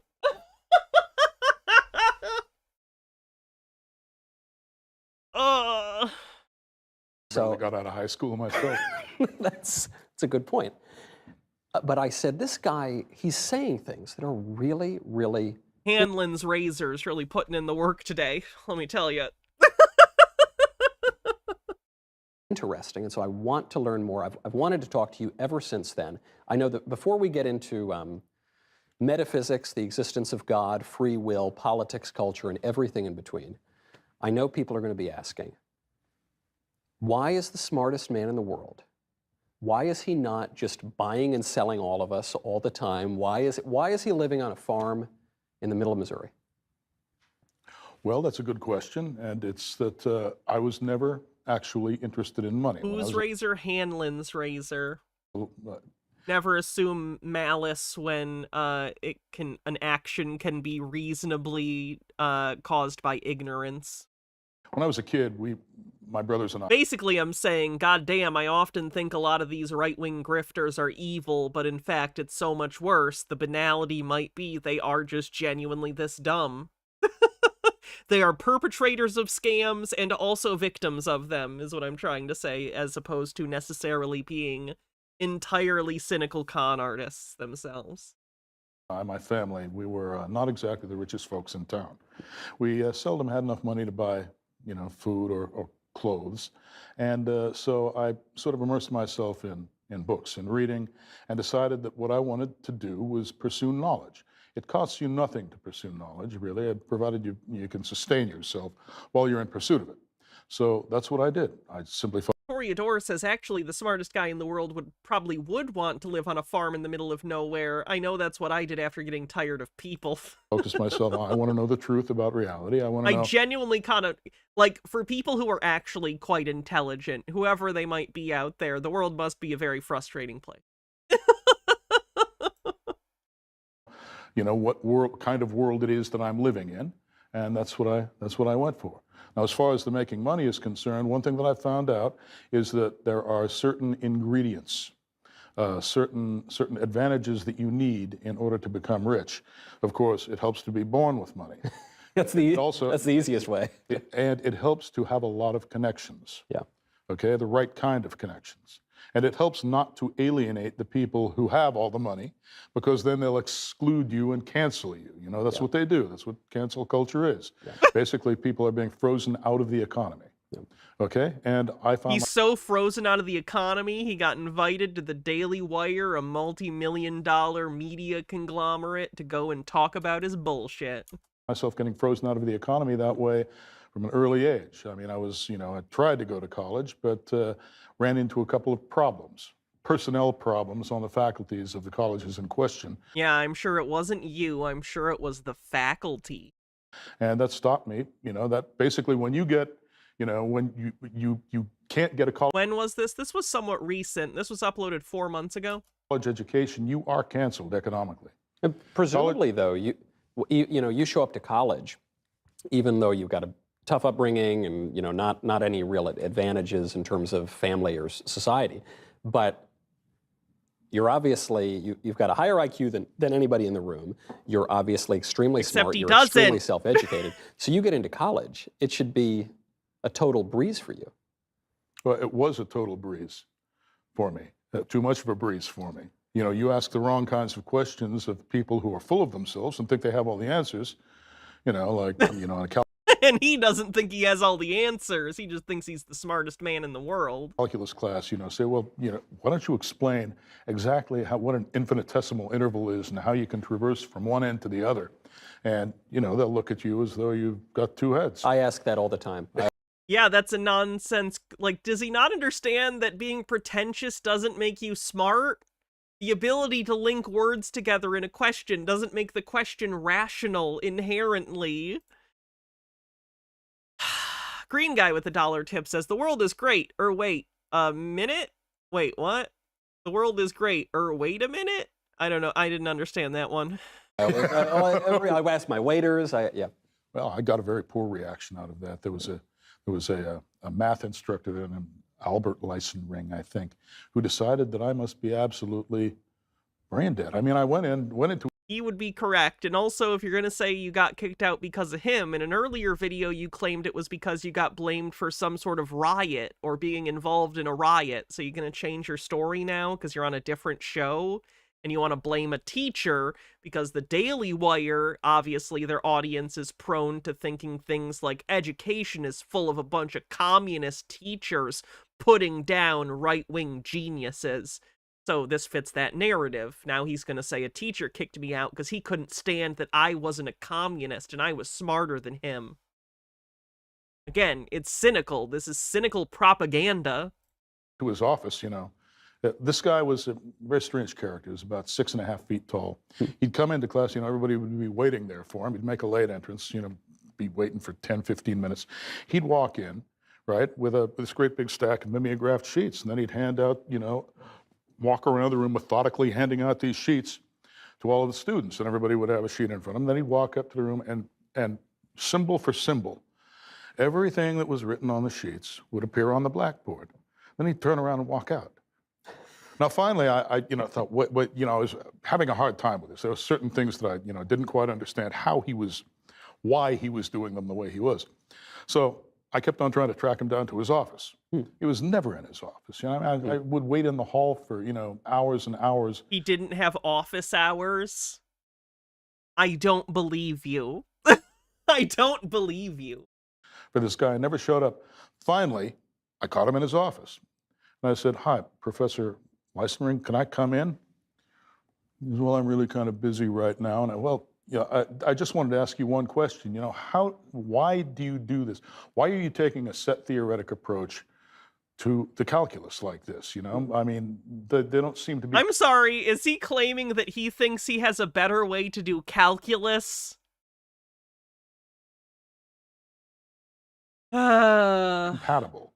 You know, on the one hand, you know, the calculus deals with change, whereas sets are static things. Why are you taking this particular approach to it? And he looks at me, and he's, you know, Asperger's victim, right? Yeah. And you know, looks at me, looks down his thing. Fucking what? Well, you know, some people just don't have the mental firepower to be mathematicians. Well, what was I supposed to do? Hit the guy? I wanted to hit him. Right. But he says something that's sort of pathetic almost to say. And so, it is pathetic, but it basically told me a lot about how he sees the world, how he sees other people. I don't want to take a course from a guy like that. Yeah. You know? And it offended me because I was, you know, I'd been a poor kid. I just came off a ranch. I'd been working all summer punching cows, you know, and there I was, you know, amid all these, there was a bunch of hippies in there. Right. Basically New York hippies. No, I won't call them hippies. These are basically affluent kids from New York. The place where I went was basically, that was the client. Again, he's so cynical. I want to point out once again that his entire message is dictated by the audience. So he's in this Daily Wire interview entirely focused on the elitism of education, the elitism of youth, the elitism of education, because the Daily Wire is full of people who have a grudge against education.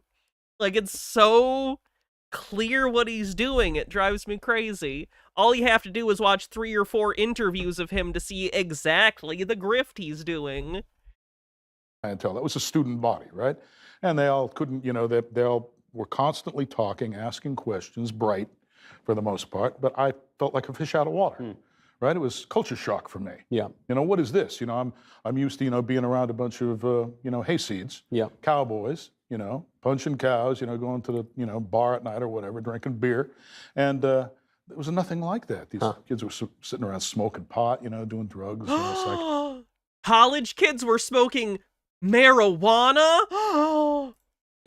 Now, just to clarify, when he says not everyone has the power to be a mathematician, was this an admission of his own failure to explain his process? No, No, he was pointing out that this guy's fucking crazy, because he is. Also, I don't think that story even happened, but if it did, Jesus Christ, this guy's a crackpot. It's like when Elizabeth Holmes tried to pitch her, you know, therapeutic, like, patch to her professor, and the professor was like, yeah, that doesn't work with physics. And she just didn't believe her. The professor wasn't wrong. She was a douchebag. Calling you stupid. Yes. Wow. He was claiming that I didn't have the intellectual firepower to be a mathematician, or at least that's the way I interpreted it. Yeah. And because I was used to being slighted in that way. Do math then. Right now, do calculus. You're so smart. You're a genius. You had a new way to do calculus. Do calculus right now. I don't believe he can do it. I don't. I mean, you know, I kind of grew up in a rough and tumble. If people feel intellectually threatened by you, you get a lot of this kind of thing out of them. So I assumed that that's what was happening, and I've never heard anything after that that would lead me to believe anything different. So you leave college. Presumably, you're much more intelligent than anyone that you're going to meet on the faculty or in the students.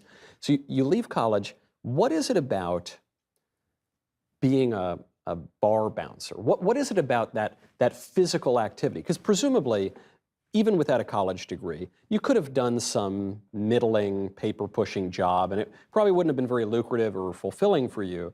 But presumably, you could have done something like that instead of a tough, physical, potentially dangerous job like you're being a bouncer. Could have, but there are certain problems. I can't. For example, when I was in New York, I got a job in a grommet factory. Okay, it was Stimson grommets. You had Grumman aircraft there. Yep. They got military defense contracts. I think they were working on F-16s at one point. And then there was Stimson grommets, which produced these aircraft rivets for these airplanes. And I had this machine, and man, the sound, the noise from this machine, wham, wham, wham. No hearing protection, no nothing was issued to anybody. Yeah. And I started, like losing my hearing and so forth. And I figured, well, I can't stand this anymore. I got to get out of here. So I was about to leave, but I had a girlfriend, and she said, no, I want you to stay. So I figured, okay, let me see if I can get into the kind of job. So I went and took the civil service exam and was offered a job by the IRS. And that, of course, was a moral dilemma. That's I had to fate decide. Again, goddamn, he's now talking about disliking the IRS on the Daily Wire. He's so cynical. It's like he must sit down and go like, okay, the people who watch the Daily Wire, what are their grievances? How do I bring up all of their grievances in my talk? It's incredible. Like, genuinely, this guy's a good scam artist. He knows his audience. It's so calculated. Like, I will give you this. I think he's probably a genius at grifting people. I think that's his skill. I don't think he's necessarily smart at anything else, but he knows how to manipulate people. It's crazy. Exactly. Like, I'm almost impressed with the cynical calculation of it. Exactly how awful do I want to be as a person, And I decided that I needed to go home anyway. Yeah. So I went back to Montana at that point. But basically, then what I found out... And I've never seen him mention the civil service thing in a previous interview. I haven't seen all his interviews. Well, I went back to New York when I was in my late 20s. That's when I started doing the bar bouncing thing, right? But I wasn't making that much money. I was working for $40 a night, coming out of there bloody, with shirts ripped off my back. I couldn't even pay for the shirts, that I was making. So I figured, okay, what I'll do is I'll take the civil service exam again. Now, I don't want to sound insensitive, but at that point in New York, there was a protocol whereby you take the civil service exam, and if you are a minority, if you are non-white, you get 30 extra points. See, he's doing this shit too. Well, Let's move ahead. This is all like annotated as to what's in different sections. Now I'm very curious about what else he talks about.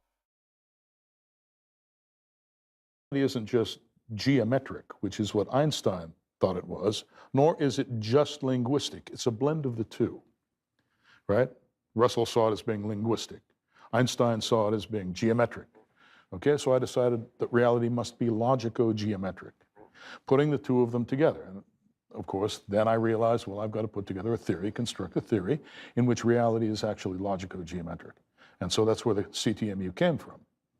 And the CTMU is the cognitive theoretic model of the universe. Cognitive theoretic model of the universe. This is your theory of everything. My theory of everything, and it's all in the... Really? Is it a theory of everything? Does it combine traditional and quantum mechanics and physics? Because that's what a theory of everything is. It combines Newtonian and quantum mechanics and explains them all in one system. Is that what you did? Or do you not even know what a theory of everything is, you fucking hacks? If anyone says theory of everything and they basically just mean it's the answer to the universe, they're grifting you. A theory of everything, as it's referred to, is some sort of mathematical theory, hypothetical, in physics that would combine Newtonian and quantum mechanics into one thing. Not required, but it's a thing people talk about. So he's full of shit, because he's using it to mean answer to the universe, which isn't what that word means. H-Beard says, smart and dumb are really nebulous concepts. Is someone with a photographic memory but can't draw any new conclusions from that information smart? Is someone who is super creative, constantly seeing new connections between things but can't count to 20 with their shoes on smart? We all want to believe that we're smart and will expend huge amounts of time and thought to convince ourselves that we are. Name. If you take a good close look at that, you've got cognitive theory, and of course, you know, a theory is a kind of language, theoretic language, okay? And then you've got cognitive theoretic model, you've got a model, and then you've got universe. You've got a language, you've got a universe, and then the model is the mapping between them. CTMU says those are all the same thing. All of those terms, all of those properties are distributed everywhere over reality.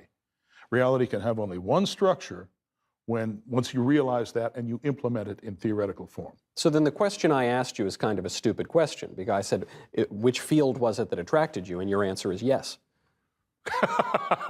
Well, I would have to say it would have to be logic and language, and then physics and mathematics. Okay, so those are the fields, and that's what I thought I was conveying, but yes, apparently I need to spell it out. You do, no, you do, because but this is so important that you're not just talking about this siloed aspect of thought, or this, you know, philosophy over here, language over here, math over here, physics over here, but you're presenting something that is universal. Correct. Correct. Absolute and universal. To get the absolute invariance, the absolute truths of reality, you know, things that are true everywhere you go, no matter, you know, at what time you exist or in what place you exist, it's the same. So for those of us who have an IQ that's a little bit lower than yours, I'll admit it, with no false modesty and no undue confidence. Well, IQ is not the last word on intelligence by any means. IQ is where you focus. You can focus, marshal all your intellectual energy and focus it very tightly on one item that you've been presented with. Okay, there's tests contain items, and you're focusing on each one of those items. You're not seeing anything else. Yeah. Okay? That's not what IQ is. And that's what IQ is. But in addition to that depth and that focus, there is also aperture. Think of the mind as a kind of camera. Okay? What a lot of high IQ people have a lot of difficulty doing is widening their mental aperture. You've got to be... Okay. We gone 3.5 hours. I gotta tap out on this guy. This guy's just the worst. I'm sure we'll cover him again in the future, but wow, what a scammer. Like, I don't respect the man. I hate him and think he's a terrible person, but I am impressed by the level of grift. He legitimately just grifts everyone meticulously, and they let him get away with it. Disgusting. H-Bird says, I figured he'd just do this all the time. That's a stupid question. Alright, so, thanks everyone. I will see you tomorrow. Not quite sure what we'll be doing tomorrow. Maybe something Sobset related, maybe not. I'll have to take a look at what we have. If you like what you saw, consider giving me a follow on Twitch or a subscription on YouTube. I stream almost every day, and we always do fun stuff and hang out and talk about conspiracies or old movies, whatever. A lot of fun. Let's see who we're rating. No! Wow, he's grinding. KF Logan? We'll raid KF. Alright. Have a great night, everyone. I'll see you tomorrow. And, yeah, just be cool. Love you too, Mr. Blast. Bye, everyone.